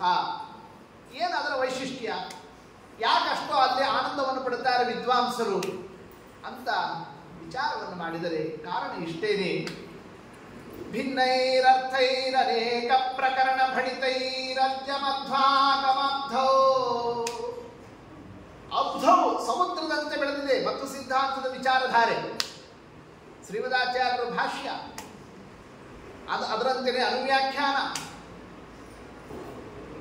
ನ್ಯಾಯವಿವರಣ, ಅವುಗಳನ್ನೆಲ್ಲವನ್ನು ಕ್ರೋಢೀಕರಿಸಿರ್ತಕ್ಕ ಟೀಕಾಕೃತ್ಪಾದರ ಟೀಕಾ ಗ್ರಂಥಗಳು, ತತ್ವಪ್ರಕಾಶಿಕ, ಇನ್ನು ಹಿರುತ್ತಾದಂತಹ ಶ್ರೀಮನ್ಯಾಯ ಸುಧಾ, ಒಂದೊಂದು ಗ್ರಂಥಗಳ ವಿಸ್ತಾರವನ್ನು ನೋಡುತ್ತಾ ನೋಡುತ್ತಾ ಹೊರಟಾಗ ಅವುಗಳನ್ನೆಲ್ಲವನ್ನು ತೆಗೆದುಕೊಂಡು ನ್ಯಾಯಾಮೃತ, ಚಂದ್ರಿಕಾ, ತರ್ಕತಾಂಡವ, ವ್ಯಾಸತ್ರಯದ ಆವಿರ್ಭಾವ, ವ್ಯಾಸರಾಜರು ಮಾಡಿದ್ದು. ಏನು ಸಮುದ್ರದಂತೆ ಇಷ್ಟು ದೊಡ್ಡ ಗ್ರಂಥ, ಇದಕ್ಕೆಲ್ಲ ಮೂಲ ಯಾವುದು? ಇವರೆಲ್ಲರೂ ಬರೆಯೋದಕ್ಕೆ ಯಾವುದರಿಂದ ಇವರು ಆರಂಭ ಮಾಡಿಕೊಂಡವರು? ಅಥಾತೋ ಬ್ರಹ್ಮಜಿಜ್ಞಾಸ. ಎಷ್ಟು ಅಕ್ಷರ ಇದೆ? ಅಥಾತೋ ಬ್ರಹ್ಮಜಿಜ್ಞಾಸ ಇರೋದು 8 ಅಕ್ಷರ. ಈ 8 ಅಕ್ಷರಕ್ಕೆ 80 ಪೇಜ್ ಅಲ್ಲ, 800 ಪೇಜ್ ಅಲ್ಲ, 8000 ಪೇಜ್ ಅಲ್ಲ, ಅಷ್ಟು ವಿಚಾರವನ್ನು ವಿಸ್ತಾರವನ್ನು ಮಾಡುತ್ತಾ ಹೊರಟು ಬಿಟ್ಟಿರೋದು ಎಲ್ಲರೂ ಸೇರಿಕೊಂಡು. ಇಷ್ಟರ್ಥ ಅಥಾತೋ ಬ್ರಹ್ಮಜಿಜ್ಞಾಸ ಶಬ್ದಕ್ಕೆ ಬರ್ತದ? ಇವರು ಏನೋ ಅಲ್ಲಿ ಹೇಳಿದ್ದೇನು ವೇದವ್ಯಾಸ ದೇವರು, ಇರೋದು ಒಂದು ಸಣ್ಣ ಒಂದು ಸೂತ್ರದಂತೆ ಒಂದು ಅಕ್ಷರವನ್ನು ಆಡಿದ್ದಕ್ಕೆ ಬರೆದ್ರು ಬೆಳೆಸ್ಕೊಂಡ್ರು ಹಿಂಗೂ ಅರ್ಥ ಹಂಗೂ ಅರ್ಥ ಅದು ಇದು ಅಂತ ಒಂದಕ್ಕೆ ನೀವು ಬೆಳೆಸ್ತಾ ಹೊರಟ್ರಲ್ಲ, ಇಷ್ಟೆಲ್ಲ ಅರ್ಥ ಆ ಶಬ್ದಕ್ಕೆ ಉಂಟೆ ಅಂತ ಬಹಳ ದೊಡ್ಡದಾದಾಗ ಇಷ್ಟೆಲ್ಲ ಇದರಿಂದ ಬಂತ ಅಂತ ಯಾರಿಗಾದರೂ ಕೂಡ ಆ ಒಂದು ಮನಸ್ಸಿನಲ್ಲಿ ವಿಚಾರವನ್ನು ಮಾಡತಕ್ಕಂತಹ ಕುತೂಹಲಕ್ಕೆ ಉತ್ತರವನ್ನು ಕೊಟ್ಟಂತಹ ಗ್ರಂಥ ಅದು ಯಾವುದದು? ಆ ಒಂದು ಅದ್ಭುತವಾದಂತಹ ಬ್ರಹ್ಮಸೂತ್ರಕ್ಕೆ ತಂತ್ರದೀಪಿಕೆಯಲ್ಲಿ ರಾಯರು ನಿರ್ಮಾಣವನ್ನು ಮಾಡಿರತಕ್ಕಂಥದ್ದು.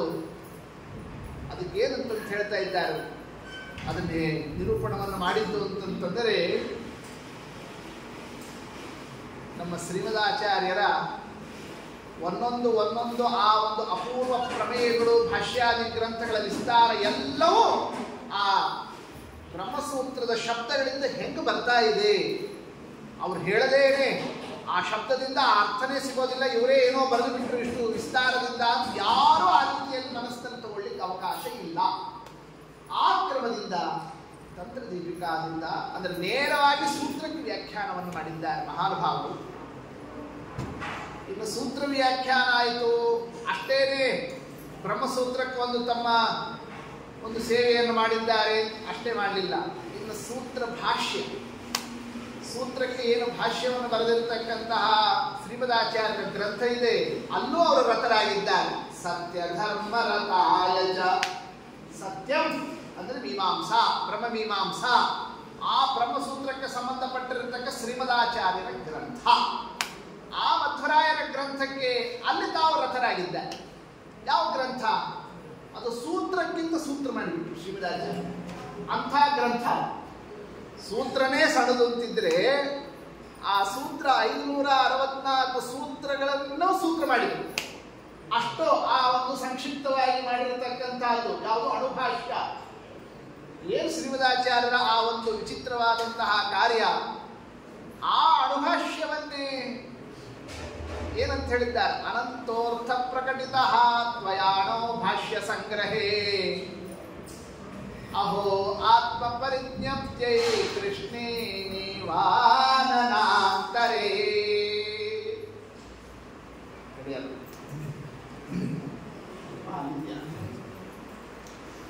ಅನಂತೋರ್ಥ ಪ್ರಕಟಿತ, ಅನಂತ ಅರ್ಥ ಇದೆ ಅಣುಭಾಷ್ಯದಲ್ಲಿ. ಈ ಒಂದು ಉದ್ಗಾರ ಪಂಡಿತಾಚಾರ್ಯರು ತೆರೆದಿದ್ದಾರೆ ಅಂತ ಮಧ್ವೀಜದಿಂದ ನಾವು ತಿಳಿತೇವೆ. ಅಂದರೆ ವಿಷ್ಣುರೇವ ವಿಜಿಜ್ಞಾಸ್ಯ ಸರ್ವಕರ್ತ ಆಗಮೋದಿತ. ನೋಡ್ಲಿಕ್ಕೆ ಸಣ್ಣ ಸಣ್ಣ ಶಬ್ದ. ಆ ಸಣ್ಣ ಸಣ್ಣ ಶಬ್ದದಿಂದ ಅನಂತ ಅರ್ಥಗಳು ಸಿಗ್ತದೆ ಅನ್ನೋ ಮಾತು ಆಡದವರು ಸಾಕ್ಷಾತ್ ಶ್ರೀಮದಾಚಾರ್ಯನ ಕಂಡಿರತಕ್ಕ ತ್ರಿಪುರ ಪಂಡಿತಾಚಾರ್ಯ. ಆದರೆ ಸಣ್ಣ ಶಬ್ದದಲ್ಲಿ ಅನಂತ ಅರ್ಥ ಹೆಂಗಿರ್ಲಿಕ್ಕೆ ಸಾಧ್ಯ ಅಂತ ಯಾರಿಗಾದರೂ ಕೂಡ ಆ ಒಂದು ವಿಚಾರ ಬಂತು ಅಂತಾದರೆ ಅದಕ್ಕೆ ರಾಯರು ಮಾಡಿರ್ತಕ್ಕಂತಹ ಅದ್ಭುತವಾದಂತಹ ಒಂದು ಗ್ರಂಥನೇ ತತ್ವಮಂಜರಿ. ಆ ಒಂದು ಅಣುಭಾಷ್ಯಕ್ಕೆ ಅವರು ಮಾಡಿರತಕ್ಕಂತಹ ಒಂದು ವ್ಯಾಖ್ಯಾನ. ಅದಕ್ಕೆ ಅಲ್ಲಿ ಪಂಡಿತಾಚಾರ್ಯ ಹೇಳಬೇಕಾದ್ರೆ ಒಂದು ಮಾತಾಡಿದರು. ಏನಂತ? ಅನಂತ ಅರ್ಥ ಇದೆ ಈ ಅಣುಭಾಷ್ಯದಲ್ಲಿ. ಅದು ಹೇಗೆ? ಕೃಷ್ಣೇನ ಇವ ಆನನಾಂತರೇ. ಕೃಷ್ಣನ ಮುಖದಲ್ಲಿ ಅನಂತ ವಸ್ತುಗಳಿದ್ದಾರೆ. ಕೃಷ್ಣ ನಮ್ಮ ಸ್ವಾಮಿ ಕೃಷ್ಣ ಪರಮಾತ್ಮ ಅಂತ ಬಾಯಿ ತೆಗೆದರೆ ಆ ಬಾಯಿ ತೆಗೆದಾಗ ಒಳಗೆ ಎಷ್ಟು ವಸ್ತುಗಳಿದ್ವು? ಇಡೀ ಬ್ರಹ್ಮಾಂಡ, 14 ಲೋಕ, ಪರ್ವತ, ಸಮುದ್ರ, ಗಿಡ, ಬೆಟ್ಟ, ಸಕಲ ಜೀವರಾಶಿಗಳು, ಅಂದ ಮೇಲೆ ಅನಂತ ಪದಾರ್ಥ ಪರಮಾತ್ಮನ ಆ ಒಂದು ಪುಟ್ಟದಾದಂತಹ ಬಾಯಲ್ಲಿ ಇದೆ ಅನ್ನೋದನ್ನು ಎಲ್ಲರೂ ನೋಡಿ ಕೇಳಿದ್ದಾರಷ್ಟೇ ಕಥೆಯಲ್ಲಿ. ಅದನ್ನು ದೃಷ್ಟಾಂತ ತಗೊಳ್ಳು. ಅದರಂತೇನೆ ಶ್ರೀಮದಾಚಾರ್ಯರ ಅಣುಭಾಷ್ಯ ಅದು ಕೃಷ್ಣನ ಮುಖ ಇದ್ದಂತೆ. ಆ ಕೃಷ್ಣನ ಮುಖದ ಒಳಗೆ ಎಷ್ಟು ಅರ್ಥ ಇದೆ? ಅನಂತ ಅರ್ಥಗಳು ತುಂಬಿವೆ ಅಂತ ಯಾರ ಮಾತಿದು? ಅದು ತ್ರಿಪುರ ಪಂಡಿತಾಚಾರ್ಯರು ಶ್ರೀಮದಾಚಾರ್ಯರ ಅಣುಭಾಷ್ಯದ ಬಗ್ಗೆ ತಾವು ಆಡಿರ್ತಕ್ಕಂತಹ ಮಾತು. ಆದರೆ ಕೃಷ್ಣನ ಬಾಯಲ್ಲಿ ಬ್ರಹ್ಮಾಂಡ ಇದೆ, 14 ಲೋಕ ಇದೆ, ಅನಂತ ವಸ್ತುಗಳಿದ್ದಾವೆ ಅನ್ನೋದೆಲ್ಲ ಕಥೆ ಎಲ್ಲರೂ ಹೇಳ್ತೀವಿ. ಆದರೆ ಕೃಷ್ಣನ ಮುಚ್ಚಿರತಕ್ಕ ಬಾಯಿ ತೆಗೆಸಿದ್ರೆ ತಾನೆ ಆ ಅನಂತ ಪದಾರ್ಥಗಳು ನಮಗೆ ಕಾಣೋದಕ್ಕೆ ಸಾಧ್ಯ. ತೆಗೆಸೋ ಕೆಲಸ ಮಾಡೋರು ಯಾರು? ಯಾರು ಆ ಕೆಲಸ ಮಾಡಿದವಳು? ಯಶೋಧಾದೇವಿ ತಾನೆ. ತತ್ಪ್ರಸೋ ಮಂತರೇವಾ. ಯಶೋಧಾದೇವಿ ಒಂದ್ ವೇಳೆ ಆ ಕೆಲಸ ಮಾಡಿರಲಿಲ್ಲ, ಯಾಕೋ ಮಾಡ್ತಿದ್ದೇನೋ ತೆಗಿಬಾಯಿ ನೋಡ್ತೀನಿ ಅಂತ ಕೃಷ್ಣನನ್ನೇ ಜೋರ್ ಮಾಡಿ ಬಾಯಿ ತೆಗಿಬೇಕು ಅಂತ ಅನ್ನೋ ಆ ರೀತಿಯಾಗಿ ತನ್ನ ಆ ಒಂದು ಒತ್ತಾಯವನ್ನು ಮಾಡಿರಲಿಲ್ಲ ಅಂತ ಆದರೆ ಆ ಸಂದರ್ಭದಲ್ಲಿ ಒಳಗೆ ಇರತಕ್ಕ ಅನಂತ ವಸ್ತುಗಳು ಕಾಣೋದಕ್ಕೆ ದಾರಿ ಆಗ್ತಿದ್ದ. ಅಂದ್ಮೇಲೆ ಯಾರು ತೆಗೆಸ್ಲಿಕ್ಕೆ ಯಾರು ಬೇಕೇ ಬೇಕು? ಯಶೋದೆ ಇದ್ದರೆ ಮಾತ್ರ ಕೃಷ್ಣ ಬಾಯಿನ ಅಂತ ತೆಗಿತಾರೆ. ಆಗ ಮಾತ್ರ ಬ್ರಹ್ಮಾಂಡ ಕಾಣೋದಕ್ಕೆ ಸಾಧ್ಯ. ಹೇಗೋ ಹಾಗೆ ಕೃಷ್ಣನ ಮುಖದಂತೆ ಶ್ರೀಮದಾಚಾರ್ಯರ ಅಣುಭಾಷ್ಯ ಇದೆ. ಆ ಅಣುಭಾಷ್ಯದ ಒಳಗೆ ಬ್ರಹ್ಮಾಂಡದಂತೆ ಅನಂತ ಪದಾರ್ಥಗಳಿದ್ದಾವೆ. ಆದರೆ ಕೃಷ್ಣನ ಮುಖ ತೆಗೆಸೋದಕ್ಕೆ ಯಶೋದೆ ಹೇಗೆ ಬೇಕೇ ಬೇಕೋ ಹಾಗೆ ರಾಯರ ಗ್ರಂಥ ಬೇಕೇ ಬೇಕು. ಯಾವುದು ಆ ರಾಯರ ಗ್ರಂಥ? ತತ್ವಮಂಜರಿ. ಆ ತತ್ವಮಂಜರಿ ಎಂಬತಕ್ಕಂತಹ ಗ್ರಂಥ ಯಶೋಧಾದೇವಿ ಏನು ಕೆಲಸ ಮಾಡಿದ್ದೋ ಅದರಂತೆ ಬಾಯಿ ತೆಗೆಸಿ ಅನಂತ ಅರ್ಥ ಇರೋದನ್ನು ಎಲ್ಲರಿಗೂ ಸಾಕ್ಷಿಗೆ ಬರುವಂತೆ ಕೆಲಸವನ್ನು ಮಾಡಿದ್ದಾರೆ. ಇದು ರಾಯರ ಅದ್ಭುತವಾದಂತಹ ಸತ್ಯಧರ್ಮರತಾಯಚ. ಅಂದರೆ ತಂತ್ರದೀಪಿಕೆ, ಅದರಿಂದಲೂ ಸತ್ಯರಥರಾದರು. ತತ್ವಮಂಜರಿ ಅದರಿಂದಲೂ ಸತ್ಯದಲ್ಲಿ ತಾವು ರಥರು ಅನ್ನೋದನ್ನು ತೋರಿಸ್ತಾ ಇದ್ದಾರೆ. ಇನ್ನು ಆ ತರುವಾಯ ಶ್ರೀಮದಾಚಾರ್ಯರ ಗ್ರಂಥ ವ್ಯಾಖ್ಯಾನ ಅಷ್ಟೇ ಅಲ್ಲ, ಸೂತ್ರ ವ್ಯಾಖ್ಯಾನ, ಶ್ರೀಮದಾಚಾರ್ಯರ ಅಣುಭಾಷ್ಯಕ್ಕಾಗಿ ಇನ್ನು ಭಾಷ್ಯ ಏನಿದೆ ಸೂತ್ರ ಭಾಷ್ಯ, ಆ ಸೂತ್ರ ಭಾಷ್ಯಕ್ಕೆ ವ್ಯಾಖ್ಯಾನವನ್ನು ಮಾಡಿರತಕ್ಕಂತಹ ಅಥವಾ ಸೂತ್ರಕ್ಕೆ ಸಂಬಂಧಪಟ್ಟ ಅನುವ್ಯಾಖ್ಯಾನ ಏನಿದೆ ಶ್ರೀಮದಾಚಾರ್ಯರ ಗ್ರಂಥ, ಅದಕ್ಕೆ ವ್ಯಾಖ್ಯಾನವನ್ನು ಮಾಡಿರತಕ್ಕ ತತ್ವಪ್ರಕಾಶಿಕ, ನ್ಯಾಯಸುಧಾ, ಆ ಗ್ರಂಥಗಳಿಗೆ ಅಲ್ಲೂ ರಥರಾದ ಅಂದರೆ ಸೂತ್ರದಲ್ಲಿ ಶ್ರೀಮದಾಚಾರ್ಯರ ಗ್ರಂಥದಲ್ಲಿ, ನಂತರದಲ್ಲಿ ಟೀಕಾಕೃತ್ಪಾದರ ಗ್ರಂಥ ಏನಿದೆ ತತ್ವಪ್ರಕಾಶಿಕ ಟೀಕಾ ಅಥವಾ ಶ್ರೀಮನ್ಯಾಯಸುಧಾ, ಆ ತತ್ವಪ್ರಕಾಶಿಕಕ್ಕೆ ಭಾವದೀಪ, ನ್ಯಾಯಸುಧಾಕ್ಕೆ ರಾಯರು ಮಾಡಿರತಕ್ಕ ಅದ್ಭುತವಾದಂತಹ ಗ್ರಂಥ ಅದೇನೇ ಪರಿಮಳ ಗ್ರಂಥ. ಈ ಗ್ರಂಥಗಳ ಒಂದು ನಿರ್ಮಾಣದಿಂದ ರಾಯರು ಎಲ್ಲಿ ತಾವು ರಥರು, ಎಲ್ಲಿ ನಮಗೆ ಆಸಕ್ತಿ ಇದೆ, ಯಾವ ಆನಂದದಲ್ಲಿ ನಾವು ಮುಳುಗಿದ್ದೇವೆ, ಎಲ್ಲಿ ನಾವು ಸುಖ ಪಡ್ತಾ ಇದ್ದೇವೆ ಅಂತ ಜಗತ್ತಿಗೆ ಅರ್ಥ ಮಾಡಿಸಿಕೊಟ್ರು.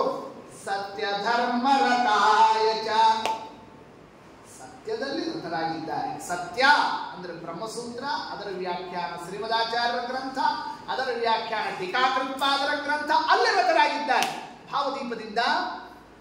ನಂತರದಲ್ಲಿ ಪರಿಮಳ ಗ್ರಂಥದಿಂದ ಆ ಭಾವದೀಪ ಮತ್ತು ಪರಿಮಳ ಒಂದೊಂದು ಅದರ ಅದ್ಭುತವಾಗಿರತಕ್ಕಂತಹ ಒಂದು ವೈಶಿಷ್ಟ್ಯ ವೈಭವ ಇದೆ.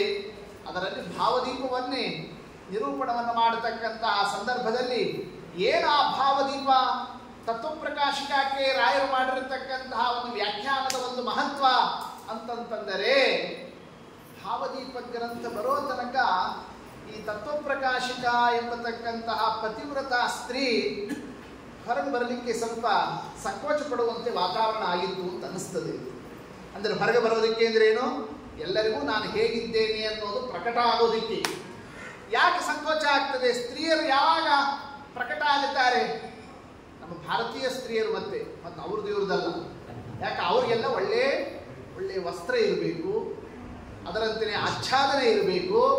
ಆ ರೀತಿಯಾಗಿರತಕ್ಕಂತಹ ಆ ಒಂದು ವಸ್ತ್ರ ವಿನ್ಯಾಸಾದಿಗಳೆಲ್ಲವೂ, ಸೀರೆ ಇತ್ಯಾದಿಗಳೆಲ್ಲವೂ ಚೆಂದಾಗಿ ಇದ್ರೆ ನಾವು ಕಾರ್ಯಕ್ರಮಕ್ಕೆ ಬರ್ತೀವಿ, ಇದಕ್ಕೆ ಬರ್ತೀವಿ. ಇದೆಲ್ಲ 4 ಜನರ ಮಧ್ಯದಲ್ಲಿ ಪ್ರಕಟ ಆಗಲಿಕ್ಕೆ ಹೇಗೆ ಸ್ತ್ರೀಯರು ಮನಸ್ಸು ಮಾಡುತ್ತಾರೋ ಪತಿವ್ರತಾ ಸ್ತ್ರೀಯರು, ಹಾಗೇನೆ ಭಾವದೀಪ ಎಂಬತಕ್ಕಂತಹ ಒಂದು ರಾಯರ ವ್ಯಾಖ್ಯಾನ ಆ ತತ್ವಪ್ರಕಾಶಿಕ ಎಂಬತಕ್ಕಂತಹ ಪತಿವ್ರತಾ ಸ್ತ್ರೀಗೆ ಒಳ್ಳೆ ಉತ್ತಮವಾಗಿರತಕ್ಕಂತಹ ಪ್ರೌಢ ಕೌಶೇಯ ರತ್ನೋ ಸ್ವೇಹಾಯುಕ್ತಂ ವಸಾನ ವಿಹರತಿ ಸುಧಿಯಾ ಅಗ್ರತಃ ಸ್ವೈರ್ವೀವಾ. ಎಲ್ಲ ವಿದ್ವನ್ಮಂಡಲದ ಮಧ್ಯದಲ್ಲಿ ತತ್ವಪ್ರಕಾಶಿಕ ಎಂಬತಕ್ಕ ಟೀಕಾಕೃತ್ಪಾದರ ಗ್ರಂಥ ಎಂಬತಕ್ಕಂತಹ ಪತಿವ್ರತ ಸ್ತ್ರೀ ಈಗ ಸಭೆಯ ಮಧ್ಯದಲ್ಲಿ ನಾನು ಬರಲಿಕ್ಕೆ ನನಗೆ ಯಾವುದೇ ಸಂಕೋಚ ಇಲ್ಲ. ಯಾಕೆ ಅಂದ್ರೆ ಅಂಥ ಒಂದು ರೇಷ್ಮೆ ಒಂದು ವಸ್ತ್ರವನ್ನೇ, ಸೀರೆಯನ್ನೇ, ಭಾವದೀಪ ಎಂಬ ವ್ಯಾಖ್ಯಾನವನ್ನೇ ಯಾರು ಕೊಟ್ಟಿದ್ದಾರೆ? ರಾಯರು ಕೊಟ್ಟರು ಎಂಬತಕ್ಕಂತಹ ಕ್ರಮದಿಂದ ಅದನ್ನು ಧಾರಣ ಮಾಡಿಕೊಂಡು ಎಲ್ಲೆದರಿಗೆ ಬರ್ತಾ ಇದ್ದಾಳೆ. ಅಂದ್ರೆ ಏನ್ ತಾತ್ಪರ್ಯ? ರಾಯರ ಭಾವದೀಪ ನಿರ್ಮಾಣ ಆಗಿದ್ದರಿಂದ ವಿದ್ವನ್ಮಂಡಲದ ಮಧ್ಯದಲ್ಲಿ ತತ್ವಪ್ರಕಾಶಿಕಾದ ಒಂದೊಂದು ವಿಚಾರಗಳು ಕೂಡ ಪ್ರಕಟ ಆಗುತ್ತಾ ಬಂದಿದ್ದಾವೆ.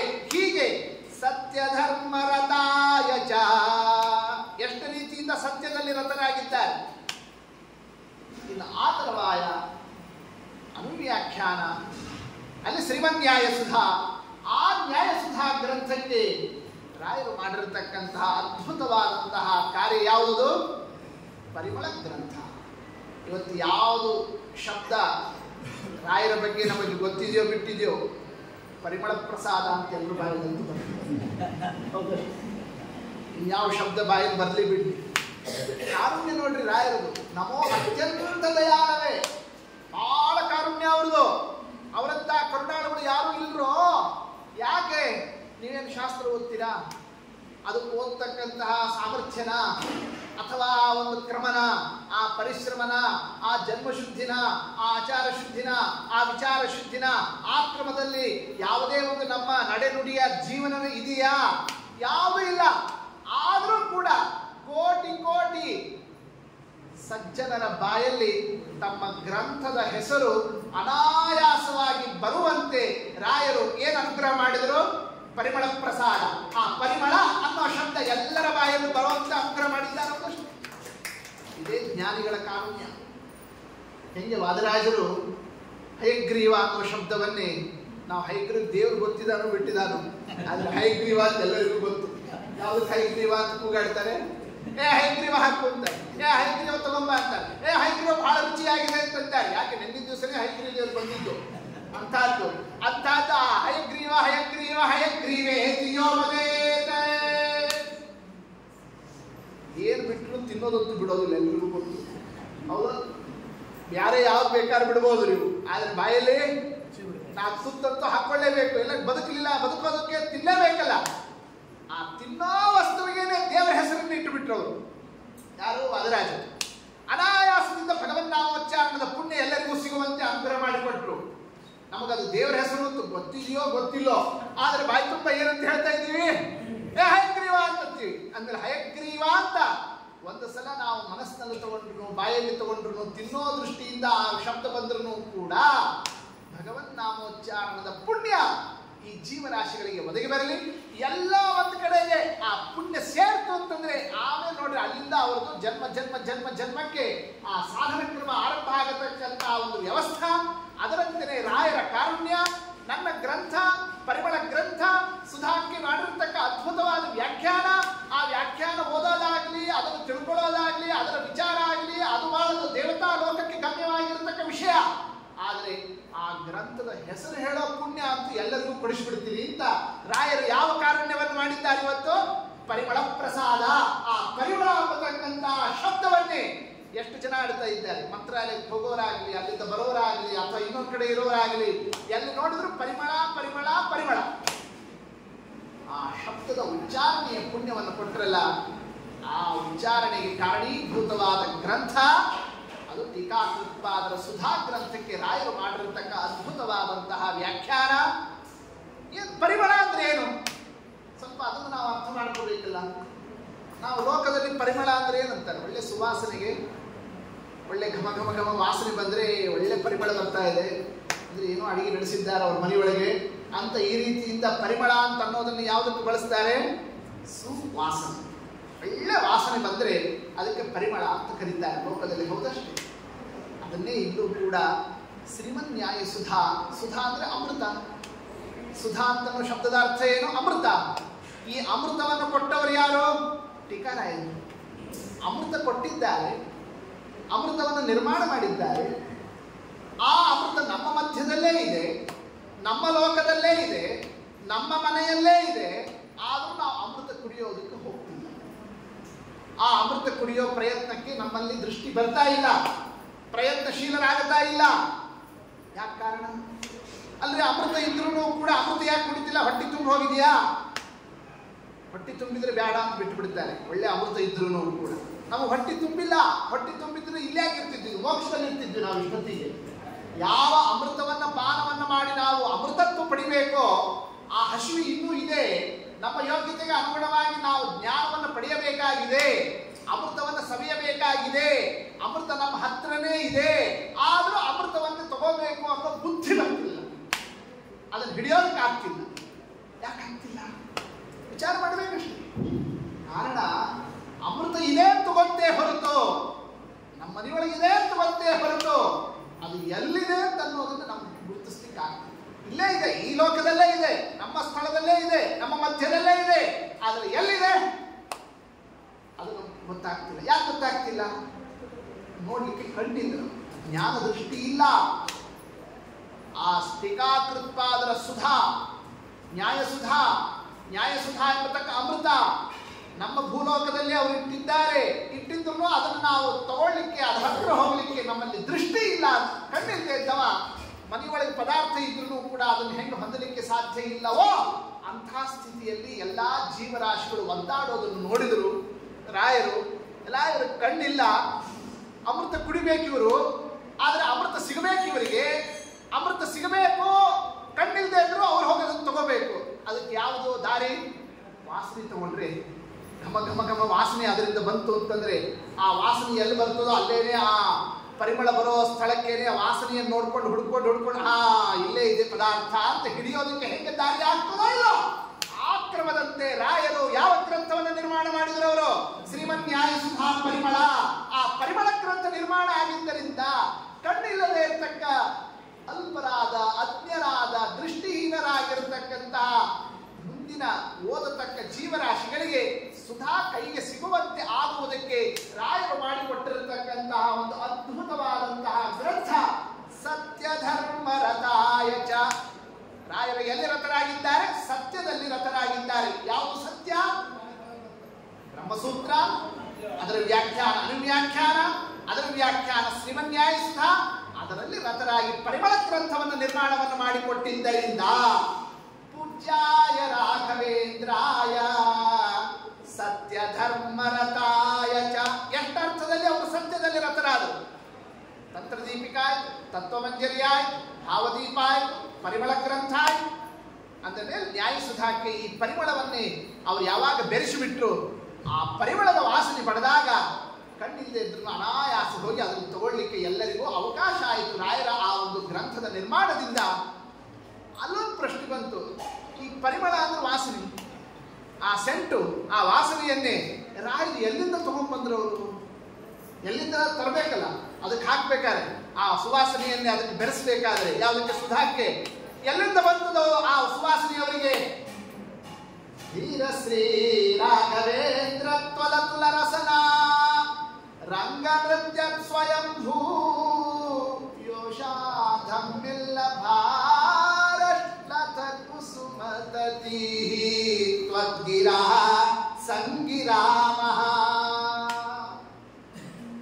ರಾಯರ ನಾಲಿಗೆನೇ ಒಂದು ರಂಗಸ್ಥಳ. ಆ ರಂಗಸ್ಥಳದಲ್ಲಿ ನರ್ತನ ಮಾಡತಕ್ಕಂತಹ ದೇವತೆ ಸ್ವಯಂಭೂ ಯೋಷ ಸರಸ್ವತೀ ದೇವಿ. ನರ್ತನನೂ ಕೂಡ ಮೈ ಮರೆತು ನರ್ತನ ಮಾಡಿದಾಗ ತುರುವಿನಲ್ಲಿ ಮುಡಿದಂತಹ ದೇವತಾ ಲೋಕದ ಮಲ್ಲಿಗೆ, ಜಾಜಿ, ಸಂಪಿಗೆ ಆ ಹೂವುಗಳೆಲ್ಲ ಉದುರುತ್ತಿದ್ರು ಲಕ್ಷಣ ಇಲ್ಲದಂಗೆ ಆ ನರ್ತನ ಮಾಡ್ತಾಳೆ. ಎಲ್ಲಿ? ರಾಯರ ನಾಲಿಗೆಯ ಮೇಲೆ ಸರಸ್ವತೀ ದೇವಿ. ಅಂದ್ರೆ ಏನು? ಅಷ್ಟು ಅಖಂಡ ಪಾಠ ಪ್ರವಚನವನ್ನು ನಡೆಸ್ತಾ ಇದ್ದಾರೆ ತಮ್ಮ ನಾಲಿಗೆಯಿಂದ.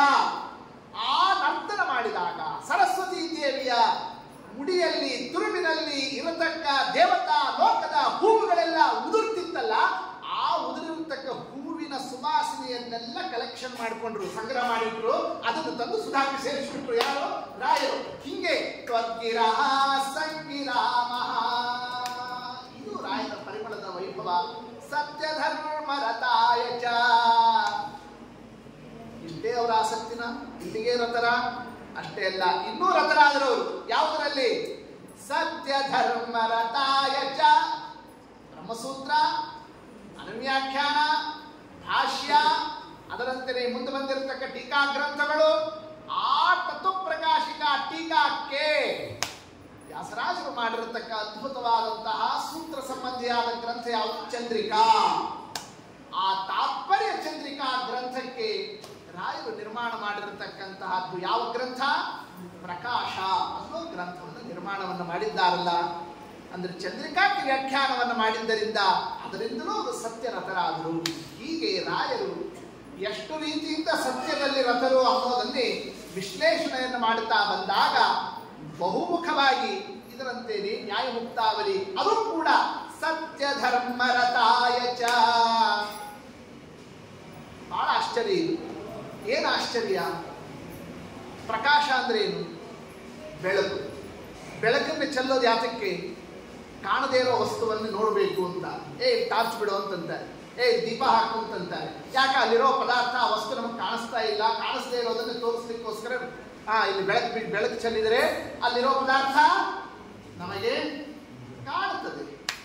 ವಾದೀಂದ್ರರು ಅಂದ್ರು, ಎಲ್ಲರೂ ಬೆಳಕಿಲ್ಲದೇ ಇರೋ ವಸ್ತುವಿನಲ್ಲಿ ಬೆಳಕನ್ನು ಚೆಲ್ಲಿ ಕಾಣಿಸುವಂತೆ ಮಾಡಿದರು. ಆದರೆ ನೀವು ಚಂದ್ರಿಕಾನೇ ಬೆಳದಿಂಗಳು, ಆ ಬೆಳದಿಂಗಳಿಗೊಂದು ಟಾರ್ಚ್ ಬಿಟ್ಟು ನೀವು ಯಾವುದು ಈ ಪ್ರಕಾಶ ಅಂತಕ್ಕ ವ್ಯಾಖ್ಯಾನವನ್ನು ಮಾಡಿದ್ರಲ್ಲ, ಅಂದಮೇಲೆ ಬೆಳಕಿಗೆ ಬೆಳಕನ್ನು ಬಿಟ್ಟಿರತಕ್ಕ ಬೆಳಕು ಯಾರವರು? ನಮ್ಮ ಮಂತ್ರಾಲಯ ಪ್ರಭುಗಳ ಗ್ರಂಥ. ಇಂಥ ಅದ್ಭುತವಾಗಿರ್ತಕ್ಕಂತಹ ಗ್ರಂಥವನ್ನು ನಿರ್ಮಾಣವನ್ನು ಮಾಡಿ ಸತ್ಯ ಧರ್ಮ ರಥಾಯ ಚ. ಹೀಗೆ ರತರಾಗಿರತಕ್ಕಂಥದ್ದನ್ನೇ ಚಂದ್ರಿಕಾ ಪ್ರಕಾಶ ಈ ಗ್ರಂಥದಿಂದ ನಾವು ನೋಡಬೇಕಾದಂತಹ ಅಂಶ.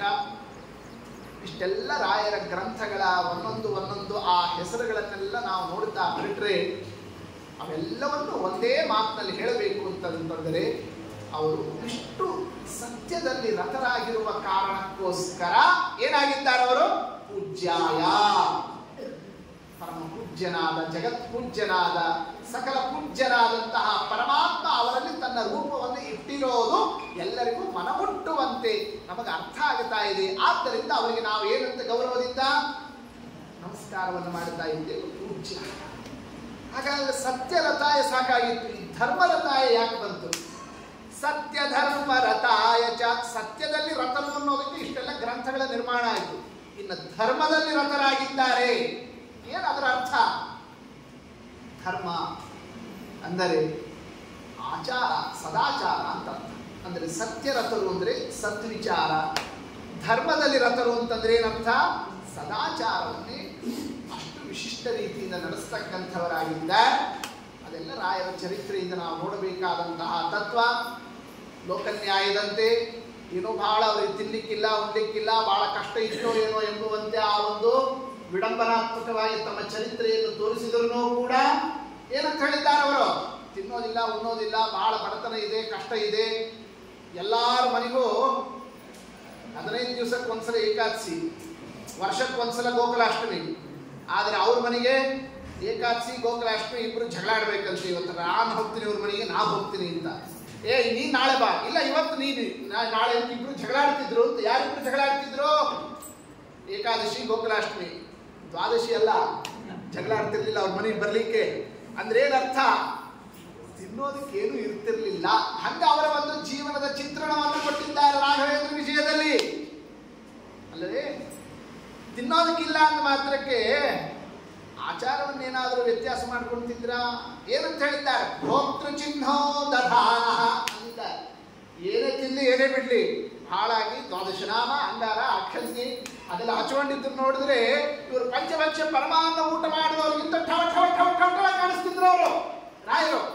ಹೀಗೆ ಧರ್ಮದಲ್ಲಿ ಹೆಂಗೆ ರತರಿದ್ರು ಅನ್ನೋದೆಲ್ಲ ಚರಿತ್ರೆಯಲ್ಲಿ ನೋಡಬೇಕಾದ ಅಂಶ. ಎಲ್ಲದಕ್ಕಿಂತ ಮುಖ್ಯ ಅವರ ಅಂಗಾರ ಅಕ್ಷಂತಿ ಹಚ್ಕೊಂಡಿದ್ದಿರಲಿ. ಇವತ್ತು ಸಾವಿರ ಸಾವಿರ ಲಕ್ಷ ಲಕ್ಷ ಕೋಟಿ ಕೋಟಿ ಜನರಿಗೆ ನೀವು ಮನೇಲಿ ಅಂಗಾರಾಕ್ಷಂತಿ ಹಚ್ಕೊಳ್ತಿರೋ ಬಿಡ್ತಿರೋ, ಇಲ್ಲಂತೂ ಅಂಗಾರಾಕ್ಷಂತಿ ಹಚ್ಕೊಂಡು ಎಲ್ಲರೂ ಧರ್ಮದಲ್ಲಿ ರತರಾಗುವಂತೆ ಇವತ್ತು ಜಗತ್ತಿಡೀ ಧರ್ಮದಲ್ಲಿ ಇರೋದಕ್ಕೆ ಕಾರಣಕರ್ತರು ಯಾರಾಗಿದ್ದಾರೆ? ಯಾಕೆ ಅಂಗಾರ ಅಂದ್ರೇನು, ಅಕ್ಷಂತಿ ಅಂದ್ರೇನು ಅಂತ ತಿಳ್ಕೊಳ್ಳೋ ಕಾಲಕ್ಕೂ ಬರ್ತಾ ಇದೆ. ಯಾಕೆ ಮನೆಗಳಲ್ಲಿ ಅಷ್ಟು ನಾಸ್ತಿಕೆ ಇದೆ. ಅಂಥ ಕಾಲದಲ್ಲೂ ಕೂಡ ರಾಯರ ಸನ್ನಿಧಾನಕ್ಕೆ ಬಂದು ಎಲ್ಲರೂ ಕೂಡ ಧರ್ಮದಲ್ಲಿ ಒಂದು ದೇವರಿಗೆ ಅರ್ಪಿತವಾದ ನೈವೇದ್ಯವನ್ನು ಸ್ವೀಕಾರ ಮಾಡುವುದಾಗಲಿ, ಒಂದು ಎರಡು ರಾಯರ ಆ ಒಂದು ಗುಣಗಾನವನ್ನು ಕೇಳೋದಾಗಲಿ, ತನ್ಮೂಲಕವಾಗಿ ದೇಹ ಶುದ್ಧಿ, ಇಂದ್ರಿಯ ಶುದ್ಧಿ, ಮನಃಶುದ್ಧಿಗಳನ್ನು ಹೊಂದಿ ಧರ್ಮದಲ್ಲಿ ಆಸಕ್ತಿ ಬರೋದಕ್ಕೆ ಇವತ್ತು ಕಾರಣ ಯಾರಾಗಿದ್ದಾರೆ? ಅವರು ಪೂಜ್ಯರು. ಆ ಕಾರಣಕ್ಕೋಸ್ಕರವಾಗಿ ಪೂಜ್ಯಾಯ ರಾಘವೇಂದ್ರಾಯ ಸತ್ಯಧರ್ಮರತಾಯ ಚ ಭಜತಾಂ ಕಲ್ಪವೃಕ್ಷಾಯ ನಮತಾಂ ಕಾಮಧೇನವೇ. ಎರಡು ಅಂಶ ಹೇಳಿದ್ದಾರೆ ಅವರು. ಕಲ್ಪವೃಕ್ಷ ಆಗಿದ್ದಾರೆ, ಕಾಮಧೇನು ಆಗಿದ್ದಾರೆ. ಕಲ್ಪವೃಕ್ಷ ಅಂದ್ರೇನು? ಏನು ಬೇಕಾದರೂ ಕೊಡ್ತದೆ. ಕಾಮಧೇನು ಅಂದ್ರೇನು? ಏನು ಬಯಸ್ತೀವೋ ಎಲ್ಲವನ್ನು ಹೊಟ್ಟೆ ತುಂಬಿಸ್ತದೆ. ಎರಡೂ ಆ ಕಲ್ಪವೃಕ್ಷ ಕಾಮಧೇನು ಅನ್ನೋ ಮಾತಿನಲ್ಲಿರ್ತಕ್ಕ ಅರ್ಥ ಅಲ್ವೇ? ಇಷ್ಟೇ ವ್ಯತ್ಯಾಸ. ಕಲ್ಪವೃಕ್ಷ ಎಲ್ಲಿದೆಯೋ ಅಲ್ಲಿಗೆ ನಾವು ಹೋಗ್ಬೇಕು. ನಾವಿದ್ದಲ್ಲಿಗೆ ಮರ ನಡ್ಕೊಂಡು ಬರೋದಿಲ್ಲ, ಹೌದಷ್ಟೇ. ಕಲ್ಪವೃಕ್ಷ ಅದು ಎಲ್ಲಿರ್ತದೋ ಅಲ್ಲಿಗೆ ನಾವು ಹೋಗ್ಬೇಕು. ಅಲ್ಲಿ ಹೋಗಿ ನಾವು ಅದರ ಸೇವೆ ಮಾಡಬೇಕು. ಅಲ್ಲಿ ಪ್ರದಕ್ಷಿಣೆ ನಮಸ್ಕಾರ ಹಾಕಿ ಫಲವನ್ನು ಪಡಿಬೇಕು. ಎಲ್ಲಿ? ಕಲ್ಪವೃಕ್ಷದ ಹತ್ತಿರ. ಹಾಗೆ ಕಲ್ಪವೃಕ್ಷದಂತೆ ಮಂತ್ರಾಲಯದಲ್ಲಿದ್ದಾರೆ. ಆದರೆ ಎಲ್ಲರೂ ಮಂತ್ರಾಲಯಕ್ಕೆ ಬರ್ಲಿಕ್ಕೆ ಆಗ್ಬೇಕಲ್ಲ. ಎಲ್ರಿಗೂ ಅವರವರ ಸನ್ನಿವೇಶಗಳಲ್ಲಿ ಅಲ್ಲಲ್ಲೇ ರಾಯರೇ ನಮ್ಮನ್ನು ಕಾಪಾಡ್ರಿ ಅಂತ ಬೇಡತಕ್ಕಂತಹ ಜೀವರಾಶಿಗಳು, ಆಪ್ತರು, ಭಕ್ತರು ಎಲ್ಲೆಲ್ಲಿ ಯಾವ ಪ್ರಕಾರದಿಂದ ರಾಯರ ಅನುಗ್ರಹವನ್ನು ಹೊಂದಬೇಕಾಗಿರ್ತಕ್ಕಂತಹ ಸಜ್ಜೀವರಿದ್ದಾರೆ. ಅಂತಹ ಸಜ್ಜೀವರಿಗೆ ನೀವು ನಂತರ್ಕ ಬರ್ಲಿಕ್ಕೆ ಆಗೋದಿಲ್ಲ, ಹೌದಲ್ಲ? ಕಾಮಧೇನು ಆಕಳು ಕರು ಇದ್ದಲ್ಲಿಗೇನೆ ತಾನೇ ಬಂದು ಹೆಂಗಾದ್ರೂ ಹೊಟ್ಟಿ ತುಂಬಿಸ್ತದೋ ಅದರಂತೇನೇನೆ ಇಲ್ಲೇ ಶಾಕಾಂಬರಿ ನಗರಕ್ಕೆ ಬಂದು ಇಲ್ಲೇ ನಾವು ಬರ್ತೀನೋ ಕಾಮಧೇನುಗಳಂತೆ ಎಲ್ಲೆಲ್ಲಿದ್ದೀರೋ ಅಲ್ಲೇ ಬಂದ್ರೆ ಅನುಗ್ರಹ ಮಾಡ್ತೀನಿ ಎಂಬತಕ್ಕಂಥ ಅಕ್ರಮದಿಂದ ರಾಯರು ಕಾರುಣ್ಯವನ್ನು ಬೀರ್ತಾ ಇದ್ದಾರೆ. ಅದನ್ನು ಅರ್ಥ ಮಾಡಿಕೊಂಡು ಭಕ್ತಿಯನ್ನು ಮಾಡಬೇಕು ನಾವು. ಏನಂತ? ಪೂಜ್ಯಾಯ ರಾಘವೇಂದ್ರಾಯ ಸತ್ಯಧರ್ಮರತಾಯ ಚ ಭಜತಾಂ ಕಲ್ಪವೃಕ್ಷಾಯ ನಮತಾಂ ಕಾಮಧೇನವೇ. ಅಂತಹ ಮಹಾನುಭಾವರ ಕಲ್ಪವೃಕ್ಷ ಕಾಮಧೇನುಗಳು ಮಂತ್ರಾಲಯ ಪ್ರಭುಗಳು, ಅವರು ದೇವರು ನಮಗೆ ಕೊಟ್ಟಿರೋದು ದೊಡ್ಡ ಭಾಗ್ಯರೋ ಇದು. ಸ್ವಾಮಿ ಅಂತಹ ಮಹಾನುಭಾವರನ್ನೇ ಅನುಗ್ರಹ ಮಾಡಿ ನಮ್ಮನ್ನು ಉದ್ಧಾರ ಮಾಡಿಸ್ತಾ ಇದ್ದಾನೆ ಪರಮಾತ್ಮ. ಅಂತಹ ಮಂತ್ರಾಲಯ ಪ್ರಭುಗಳ ಆರಾಧನಾ ಪರ್ವಕಾಲದ ಆರಂಭದ ಈ ಒಂದು ಪೂರ್ವಾರಾಧನಾ ಈ ಒಂದು ಸಂದರ್ಭದಲ್ಲಿ ಎಷ್ಟು ಕೊಂಡಾಡಿದರು ಇನ್ನೂ ಮುಗೀತು ಅಂತಿಲ್ಲ. ನಮ್ಮ ಸಮಯ ಮುಗೀತು, ನಮ್ಮ ಶಕ್ತಿ ಮುಗೀತು. ನಾವು ಅದಕ್ಕೊಂದು ಕೃಷ್ಣಾರ್ಪಣ ಅಂತ ಗಂಟಿ ಬಾರಿಸಬೇಕೇ ಹೊರತು ರಾಯರು ಸಮುದ್ರದಂತೆ ಇರತಕ್ಕಂತಹ ದಿವ್ಯ ವೈಭವ ಅಂತಹ ಮಹಾನುಭಾವರಲ್ಲಿ ಭಕ್ತಿಯಿಂದ ನಾವು ಪ್ರಾರ್ಥನವನ್ನು ಮಾಡೋಣ. ಏನು ನಾವು ಅವರಲ್ಲಿ ಕೇಳ್ಕೊಳ್ಳೋದು? ಅದನ್ನು ಕೊಡ್ರಿ, ಇದನ್ನು ಕೊಡ್ರಿ ಅಂತ ಲಿಸ್ಟೇ ಇರ್ತದೆ ನಮ್ಮ ಜೀವನದಲ್ಲಿ. ಯಾಕೆ ನಮ್ಮ ಜೀವರಾಶಿಗಳು ಕಷ್ಟದಲ್ಲಿ ಇದ್ದೇ ಇರ್ತೀವಿ. ಅದು ಇದು ಏನೋ ಬೇಕು, ಅದು ಇದು ಅಂತ ನಾವು ತಲೆಯಲ್ಲಿ ಇಟ್ಕೊಂಡೇ ಬಂದಿರ್ತೀವಿ. ಆದರೆ ನಾವು ನಿಜವಾಗಿ ರಾಯರಲ್ಲಿ ಕೇಳಬೇಕಾದದ್ದು ಯಾವುದು ಅಂತಂತಂದರೆ, ನಮಗೆ ಏನು ಬೇಕು ಅನ್ನೋದು ನಮಗೆ ಗೊತ್ತಿಲ್ಲ, ಅದನ್ನು ನೀವೇ ಯೋಚನೆ ಮಾಡಿ ನಮಗೇನು ಕೊಡಬೇಕು ಅದನ್ನು ಕೊಡ್ರಿ ಅಂತ ರಾಯರಲ್ಲಿ ಕೇಳಬೇಕು. ಗೊತ್ತಾಯ್ತಲ್ಲ? ಯಾಕೆ ಯಾವುದು ನಮ್ಮ ಹಿತ ಅಂತ ನಮಗೆ ಕೂಸುಗಳಿಗೆ ಯಾವುದು ಹಿತ ಅಂತ ಹೆಂಗೆ ಗೊತ್ತು? ಕೂಸುಗಳು ಹರಿದಾಡ್ತಕ್ಕ ಕೂಸುಗಳು ಕಲ್ಲು ಬಾಯಲ್ಲಿ ಇಟ್ಕೋಬೇಕು ಅಂತ ಹೋಗ್ತಿದೆ, ಮಣ್ಣು ಬಾಯಲ್ಲಿ ಇಟ್ಕೋಬೇಕು ಅಂತ ಹೋಗ್ತಿದೆ, ಮತ್ತೊಂದನ್ನು ಕಸನು ಬಾಯಲ್ಲಿ ಇಟ್ಕೋಬೇಕು ಅಂತ ಹೋಗ್ತಿದೆ, ರಸನು ಬಾಯಲ್ಲಿ ಇಟ್ಕೋಬೇಕು ಅಂತ ಹೋಗ್ತಿದೆ. ಹಾಗೆ ನಾವು ಕೂಸುಗಳಂತೆ ನಾವಿದ್ದೀವಿ ಜೀವರಾಶಿಗಳು. ಕಂಡಿದ್ದೆಲ್ಲ ಅದು ಬೇಕು, ಇದು ಬೇಕು, ಅದು ತಗೊಳ್ಳೋಣ, ಇದು ತಗೊಳ್ಳೋಣ ಅಂತ ಎಲ್ಲದನ್ನು ಬಾಯಾಗಿ ಇಟ್ಕೊಳ್ಳೋಣ ಅಂತ ಹೋಗ್ತಿರ್ತೀವಿ. ಆದ್ರೆ ತಾಯಿ ಗೊತ್ತಿರ್ತದೆ ಯಾವುದು ಹಿತ ಈ ಕೂಸಿಗೆ, ಇದಕ್ಕೆ ಯಾವುದನ್ನು ನಾನು ಬಾಯಲ್ಲಿ ಹಾಕಿದ್ರೆ ಇದು ಒಳ್ಳೆ ಬೆಳವಣಿಗೆ ಆಗ್ತದೆ ಅಂತ. ಹಂಗ ನೀವು ಮಾತೃ ಕಾರುಣ್ಯ, ನೀವು ಮಾತೃವಾತ್ಸಲ್ಯ, ನೀವು ಆ ಸ್ಥಾನದಲ್ಲಿ ಇದ್ದೀರಿ. ನಮಗೆ ಏನು ಬೇಕು ಅಂತ ಗೊತ್ತಿಲ್ಲ, ಅದು ಬೇಕು ಇದು ಬೇಕು ಅಂತ ಏನೋ ಕೈ ಅಲ್ಲಿ ಇಲ್ಲಿ ಹಾಕ್ಬಿಡ್ತೀವಿ. ಆದ್ರೆ ಅದನ್ನೆಲ್ಲ ಯಾವುದು ಹಿತನೋ ಅದನ್ನು ಮಾತ್ರ ನಮ್ಮ ಬಾಯಲ್ಲಿ ಬೀಳುವಂತೆ, ನಮ್ಮ ಬೆಳವಣಿಗೆ ಆಗುವಂತೆ, ಮೋಕ್ಷ ಮಾರ್ಗದಲ್ಲಿ ಸಾಗುವಂತೆ, ಹರಿಭಕ್ತಿ ಗುರುಭಕ್ತಿ ಜ್ಞಾನ ಮಾರ್ಗದಲ್ಲಿ ನಾವೆಲ್ಲರೂ ಕೂಡ ಉನ್ನಾಹವನ್ನು ಪಡೆಯುವಂತೆ ಆ ಅನುಗ್ರಹವನ್ನು ಮಾಡಬೇಕು ಅಂತ ಮಂತ್ರಾಲಯ ಪ್ರಭುಗಳಲ್ಲಿ ಅನಂತ ಪ್ರಣಾಮ ಪೂರ್ವಕವಾಗಿ ನಾವು ನೀವು ಎಲ್ಲರೂ ಭಕ್ತರು ಸೇರಿ ಅವರಿಗೆ ಈ ಒಂದು ಆರಾಧನಾ ಮಹೋತ್ಸವದಲ್ಲಿ ಭಕ್ತಿಯಿಂದ ಪ್ರಾರ್ಥನವನ್ನು ಮಾಡೋಣ ಅಂತ ಎರಡು ಮಾತುಗಳನ್ನು ಈ ಸಂದರ್ಭದಲ್ಲಿ ತಿಳಿಸ್ತಾ, ಶಾಕಾಂಬರಿ ನಗರದ ಈ ಒಂದು ರಾಯರ ಸನ್ನಿಧಾನದಲ್ಲಿ ಈ ಪೂರ್ವಾರಾಧನೆಯ ಸಂದರ್ಭದಲ್ಲಿ ಒಂದು ಅರ್ಧ ಮುಕ್ಕಾಲು ಗಂಟೆ ರಾಯರ ಗುಣಗಾನವನ್ನೇ ಮಾಡತಕ್ಕಂತಹ ಒಂದು ಸುಯೋಗ ರಾಯರೇ ಹಾಕಿಕೊಟ್ಟಂತಹದ್ದು. ಅವರ ಇಚ್ಛೆಯಂತೆ ಇದು ನಡೆದಿದೆ. ಇದು ನಾವೇನು ಯೋಚನೆ ಮಾಡಿರ್ತಕ್ಕಂಥದ್ದು ಅಲ್ಲ.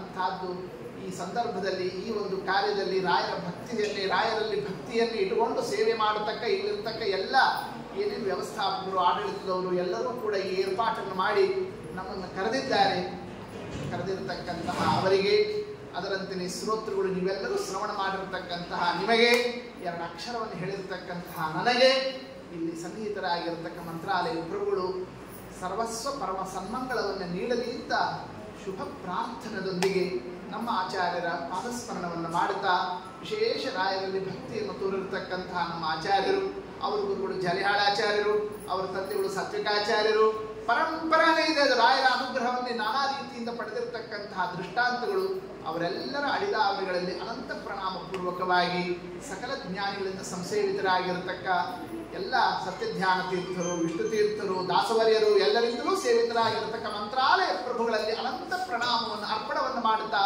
ಅವರ ಮೇಲಿರತಕ್ಕ ವಾದಿರಾಜರು, ವ್ಯಾಸರಾಜರು, ರಘುತ್ತಮರು, ಶ್ರೀಪಾದರಾಜರು, ಬ್ರಹ್ಮಣ್ಯ ತೀರ್ಥರು, ಟೀಕಾಕೃತ್ಪಾದರು ಎಲ್ಲರಿಗೂ ಸೇವಿತರಾಗಿರತಕ್ಕ ಆನಂದ ತೀರ್ಥ ಭಗವತ್ಪಾದಾಚಾರ್ಯರ ಹನುಮ ಭೀಮ ಮಧ್ವಾತ್ಮಕ ಭಾರತೀಯ ರಮಣ ಮುಖ್ಯ ಪ್ರಾಣ ಅಂತರ್ಗತ ಅಸ್ಮತ್ ಕುಲದೇವತಾ ಲಕ್ಷ್ಮೀ ವೆಂಕಟನಾಥ, ಲಕ್ಷ್ಮೀ ನರಸಿಂಹ ಅಂತಹ ಪರಮಾತ್ಮನ ಪಾದಾರವಿಂದದಲ್ಲಿ, ಹೈಗ್ರೀವ ದೇವರ ಪಾದಾರವಿಂದದಲ್ಲಿ ಅಚ್ಯುತಾನಂತ ಗೋವಿಂದ ಅಚ್ಯುತಾನಂತ ಗೋವಿಂದ ಅಚ್ಯುತಾನಂತ ಗೋವಿಂದ ನಾಮೋಚ್ಚಾರಣದೊಂದಿಗೆ ಎರಡು ವಾಕ್ಯವನ್ನು ಸಮರ್ಪಣವನ್ನು ಮಾಡುತ್ತಾ ಇದ್ದೇವೆ. ಶ್ರೀಕೃಷ್ಣಾರ್ಪಣಮಸ್ತು. ಹರಯೇ ನಮಃ.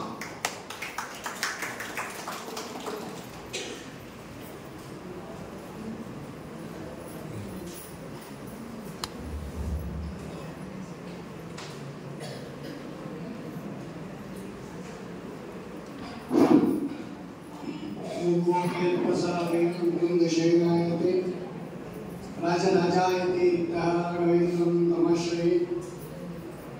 ಮಂತ್ರಾಲಯ ಪ್ರಭುಗಳ ಆರಾಧನಾ ಮಹೋತ್ಸವದ ಮೊದಲನೇ ದಿವಸ ಪೂರ್ವಾರಾಧನೆಯ ಜ್ಞಾನ ಕಾರ್ಯವನ್ನು ಸುಮಾರು 3-1 ಗಂಟೆಗಳ ಕಾಲ ಮತ್ತು ಶಾಸ್ತ್ರ ಸಂಪನ್ನ ಪಂಡಿತ ಪಾಲ್ಗಾರರು ವಿಷಯಾಚಾರ್ಯರು ಅದ್ಭುತವಾಗಿರತಕ್ಕಂತಹ ರೀತಿಯಲ್ಲಿ ಪ್ರತಿದಿನ ನಾವು ಹೇಳಿಕೊಂಡಂತಹ ಶ್ಲೋಕ ಪೂಜಾಯ ರಾಘವೇಂದ್ರಾಯ ಸತ್ಯಧರ್ಮ ರತಾಯ ಚ ವಿಜತಾಂ ಕಲ್ಪವೃಕ್ಷಾಯ ನಮತಾಂ ಕಾಮಧೇನವೇ. ಅದಕ್ಕೆ ಎಷ್ಟು ಅರ್ಥ ಇದೆ, ಸತ್ಯ ಶಬ್ದ ಅಂದ್ರೆ ಏನು, ಸತ್ಯ ಶಬ್ದದಿಂದ ಯಾವುದು ತಗೋಬೇಕು, ಧರ್ಮ ಅಂದ್ರೆ ಏನು, ಅತ್ಯದ್ಭುತವಾಗಿರ್ತಕ್ಕಂತಹ ರೀತಿಯಲ್ಲಿ ನಿರೂಪಣೆ ಮಾಡಿಕೊಂಡಿದ್ದಾರೆ. ಅವರೇ ಹೇಳಿದಂಗೆ ಅವರು ರಾಯರ ಅನುಗ್ರಹಕ್ಕೆ ಪಾತ್ರವಾಗಿರ್ತಕ್ಕಂತಹ ವಂಶ ಅವರು. ಸಾತ್ವಿಕ ಗುರುರಾಜಾಚಾರ್ಯರು ಮಂತ್ರಾಲಯಕ್ಕೆ ನಡ್ಕೊಂಡು ಹೋಗಿ ಸೇವಾವನ್ನ ಮಾಡಿ ಬಂದು ಪಡೆದಿರ್ತಕ್ಕಂತಹ ಅವರ ಅಜ್ಜಂದರು ಜಾಲಿಯಾಳ ಶ್ರೀನಿವಾಸಾಚಾರ್ಯರು. ಇನ್ನು ಆಚಾರ್ಯರ ತಂದೆಯವರಂತೂ ಬಾಲಗಾಚಾರ್ಯರ ಬಗ್ಗೆ ಹೇಳಬೇಕಾದ ಅಗತ್ಯವೇ ಇಲ್ಲ. ಅಂತಹ ಒಳ್ಳೆ ಸದ್ವಂಶದಲ್ಲಿ ಬಂದಿರತಕ್ಕಂತಹ ಆಚಾರ್ಯರು ರಾಯರ ಬಗ್ಗೆ ಹೇಳುವಾಗ ಅದೆಲ್ಲ ಜ್ಞಾಪಿಸ್ಕೊಂಡು ಆ ಭಾವನಾತ್ಮಕವಾಗಿರ್ತಕ್ಕಂತಹ ಅವರ ವಿಚಾರ ಶೈಲಿಯನ್ನು ನಿರೂಪಣೆ ಮಾಡಿರ್ತಕ್ಕಂಥದ್ದೆಲ್ಲ ನೀವು ಕೇಳ್ತೀರಿ. ಯಾಕೆ ನಾವು ವಿಚಾರಾಚಾರ್ಯರನ್ನ ಈ ಬಾರಿ ಕರೆಸಿದ್ದು ಅಂತ ಹೇಳಿದ್ರೆ, ನಮ್ಮ ಊಟಕ್ಕೆ ಅನೇಕ ಬಾರಿ ಬಂದಿದ್ದಾರೆ ಅವರು, ಅವರ ತಂದೆಗಳು ಬಂದಿದ್ದಾರೆ, ಅವರು ಬಂದಿದ್ದಾರೆ.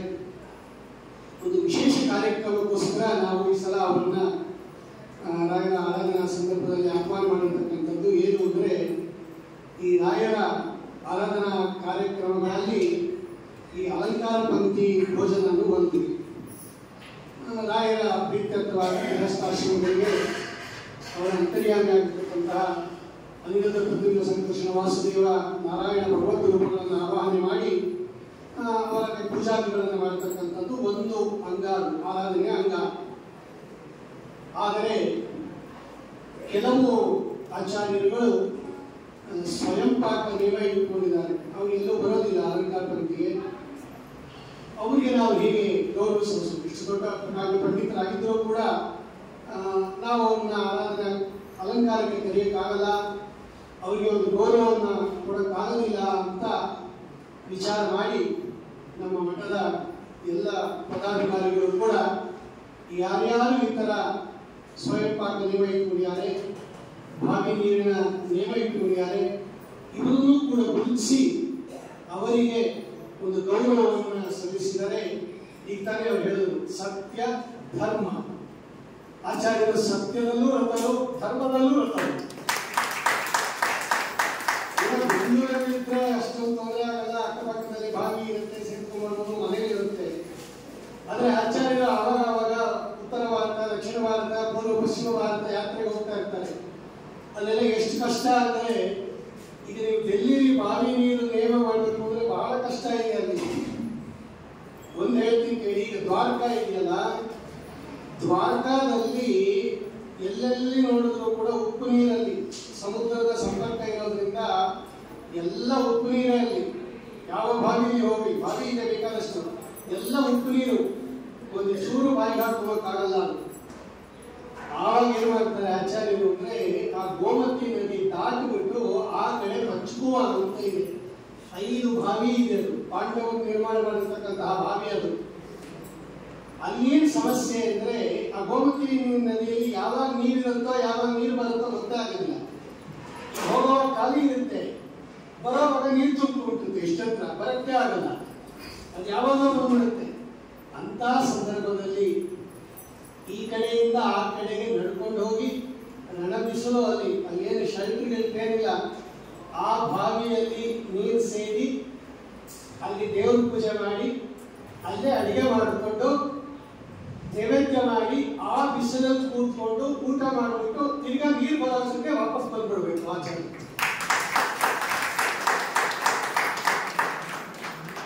ಇದು ಅವರು ಪಾಲಿಸ್ತಾ ಇರ್ತಕ್ಕಂತಹ ಧರ್ಮ. ಈಗ ತಾನೇ ಅವರು ಹೇಳಿದ್ರು ಸತ್ಯ ಧರ್ಮ ರಥಾಯ. ರಾಯರ ಹೆಂಗೆ ಸತ್ಯ ಧರ್ಮದಲ್ಲಿ ರಥರಾಗಿದ್ರು, ಹಾಗೆ ಸತ್ಯ ಧರ್ಮದಲ್ಲಿ ರಥರಾದರು ಅಂತಂದ್ರೆ ರಾಯರಿಗೂ ಬಹಳ ಪ್ರೀತಿ ಅಲ್ವಾ. ಅದಕ್ಕೆ ರುಚಿರಾಚಾರ್ಯರಿಗೆ ಕಲಿಸಿತ್ತು ನಮಗೆ. ಅಂದ್ರೆ ಅಂತಹ ಒಬ್ಬ ವಿದ್ವಾಂಸರಿಗೆ ನಾವು ಕೊಡೋದು ಏನು ದೊಡ್ಡ ವಿಷಯ ಅಲ್ಲ. ರಾಯ ಕೊಟ್ಬಿಟ್ಟಿದ್ದಾರೆ. ಈಗಾಗಲೇ ಅವರು ಪಾಠ, ಪ್ರವಚನ,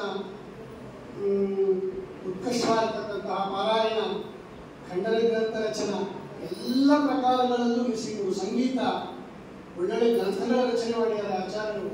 ಒಳ್ಳೆ ವಿದ್ವತ್, ಸಂತೋಷ ಪಡಬೇಕು. ಇನ್ನು ಚಿಕ್ಕ ವಯಸ್ಸಿನಲ್ಲಿ ಇಷ್ಟೆಲ್ಲ ಪಾಂಡಿತ್ಯವನ್ನು ಪಡೆದಿರ್ತಕ್ಕಂಥದಕ್ಕೆ ಮುಖ್ಯ ಕಾರಣ ರಾಯರ ಅನುಗ್ರಹ. ಅವರ ವಂಶಕ್ಕೆ ಬಂದಿದೆ ರಾಯರ ಅನುಗ್ರಹ. ಅಂತಹ ರುಚಿರಾಚಾರ್ಯರನ್ನು ಹೋದ ಬಾರಿ ನಮ್ಮ ಗುರುಗಳನ್ನು ಕರೆಸಿದ್ವಿ. ಅವರು ಅದೇ ಥರ ನೇಮ ಇಟ್ಕೊಂಡಿರೋರು. ಅವರು ಜಾಲಿಯಾಳಾಚಾರ್ಯ ಶಿಷ್ಯರು, ಅವರು ಸತ್ಯಧರ್ಮರತರು. ಈ ವರ್ಷ ಇನ್ನೊಬ್ಬ ಸತ್ಯಧರ್ಮರತರನ್ನ ನಾವು ಕೊಡೋದು ದೊಡ್ಡ ವಿಷಯ ಅಲ್ಲ. ನಾವೇನು ಕೊಡಬಹುದು? ಒಂದು ಈ ಲೋಕಕ್ಕೆ ಸಂಬಂಧಪಟ್ಟ ಒಂದು ಪಾತ್ರೆನ, ಒಂದು ವಸ್ತ್ರನ ಕೊಡ್ಬೋದು. ಆ ಲೋಕಕ್ಕೆ ಸಂಬಂಧಪಟ್ಟ ಜ್ಞಾನ ಅದೆಲ್ಲ ರಾಯರಿಗಾಗಲೇ ಅವರಿಗೆ ಕಲಿಸಿದ್ದಾರೆ. ಆದರೂ ಕೂಡ ಇಂತಹ ಒಬ್ಬ ವ್ಯಕ್ತಿ ಇದ್ದಾರೆ ನಮ್ಮ ಸಮಾಜದಲ್ಲಿ ಅಂತ ಹೇಳಿ ಅವರನ್ನು ಗುರುತಿಸಬೇಕಾದ್ದು ಸಮಾಜದ ಕರ್ತವ್ಯ. ಯಾರ್ಯಾರು ಅಲಂಕಾರದೊಂದಿಗೆ ಬರುತ್ತಾರೆ ಅವ್ರಿಗೆ ಕೊಟ್ಟು ಏನೋ ಯಥಾಶಕ್ತಿ ಕೊಡ್ತೀವಿ. ಬರದೇ ಇರುವವರಿಗೆ ಹೆಂಗೆ ಮಾಡೋದು? ದೊಡ್ಡ ನೇಮ ಇಟ್ಕೊಂಡಿರ್ತಕ್ಕಂಥವರನ್ನ ನಾವು ಗೌರವಿಸಿದ್ರೆ ರಾಯರು ಪ್ರೀತರಾಗ್ತಾರೆ ಅಂತಕ್ಕಂತಹ ದೃಷ್ಟಿಯಿಂದ ಕಳೆದ ವರ್ಷದಿಂದ ನಮ್ಮ ಮಠದಲ್ಲಿ ಈ ರೀತಿ ಪರಾನ್ನ ನೇಮ, ಸ್ವಯಂ ಪಾಕ ನೇಮ ಯಾರು ಇಟ್ಕೊಂಡಿದ್ದಾರೆ ಅವರನ್ನೂ ಕೂಡ ಆಹ್ವಾನ ಮಾಡಿ ಅವರಿಗೆ ಒಂದು ಗೌರವವನ್ನು ಸಲ್ಲಿಸಬೇಕು ಅಂತ ಅಂದ್ಕೊಂಡಿದ್ದೀವಿ. ಈ ಬಾರಿ ಪೂಜ್ಯ ರುಚಿರಾಚಾರ್ಯರನ್ನ ಕೇಳ್ಕೊಂಡಾಗ ಅವ್ರು ಹೇಳಿದ್ರು, ಏನು ದೊಡ್ಡ ವಿಷಯ ಅಲ್ಲ, ಅದು ನಮ್ಗೆ ಏನು ಕೊಡ್ತಾರೆ ಬಿಡ್ತಾರೆ ಅಂತ. ಆದರೆ ನಮ್ಗೆ ದೊಡ್ಡ ವಿಷಯ ನಿಮ್ಮನ್ನ ಸನ್ಮಾನ ಮಾಡ್ತಾ ಇರೋದು ಅಂತ ಹೇಳಿ ಅವ್ರು ಎಷ್ಟು ಸತ್ಯದಲ್ಲಿ ರತರು ಅಂತ ಅವ್ರ ಪ್ರವಚನದಿಂದಲೇ ಗೊತ್ತಾಯ್ತು. ಧರ್ಮದಲ್ಲಿ ಎಷ್ಟು ರತರು ಅಂತ ನಾನು ಯಾರೇ ಹೇಳಿದ್ದೀನಿ. ಹೇಳಿದ್ದೀನಿ ಇನ್ಸಿಡೆಂಟ್ ಅಂತ ಬೇಕಾದಷ್ಟಿದೆ. ಅದು 2 3 4 ಕಿಲೋಮೀಟರ್ ದೂರದಿಂದ ನೀರು ಸೇರ್ಕೊಂಡ್ಬಂದು ಅವ್ರ ತಂದೆಗಳಾಗಲಿ ಅವರಾಗಲಿ ಈಗಲೂ ಅಷ್ಟೇ ಅವ್ರ ಮನೆಯಲ್ಲಿ ಬೇಸಿಗೆಯಲ್ಲಿ ನೀರು ಹೊರಡುತ್ತೆ. ಒಂದು 5-6 ರೋಡ್ ಆ ಕಡೆ ಬಾವಿಯಿಂದ ನೀರು ತಗೊಂಡ್ಬರ್ಬೇಕು ಅವರು.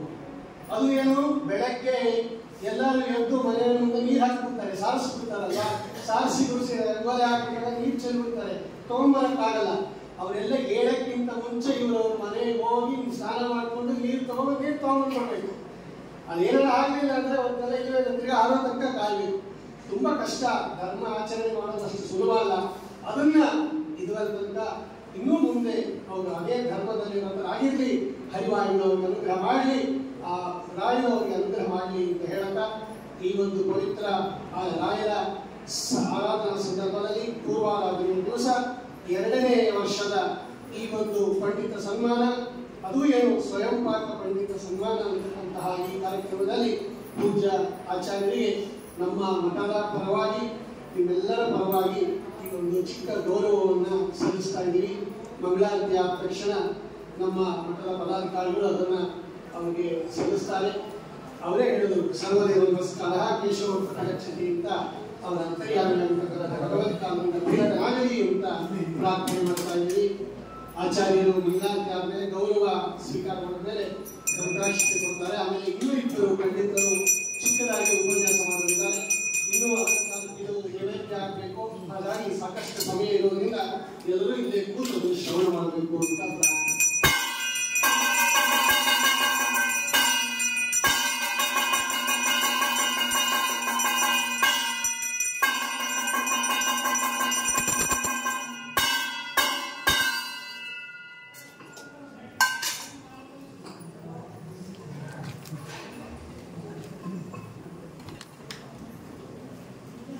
ರಂಗೋ ತುಂಗ ತರಂಗಮಂಗಲಕಾಶಿ ತುಂಗಭದ್ರಾತಟ ಪ್ರಜಸ್ತದ್ವಿಜಪುಂಗಮಾಲಯ ಸನ್ಮಂತ್ರಾಲಯ ಕೇಪುರೇ ನವೇಂದ್ರೋಪಲ ನೀಲವರ್ಗಕರ ಸಲ್ಬೃಂದಾವನಾಂತರ್ಗತ ಶ್ರೀಮತ್ ಸದ್ಗುರುರಾಘವೇಂದ್ರೇಂದ್ರ ಕುರ್ಯಾತ್ ಮಂಗಳಂ.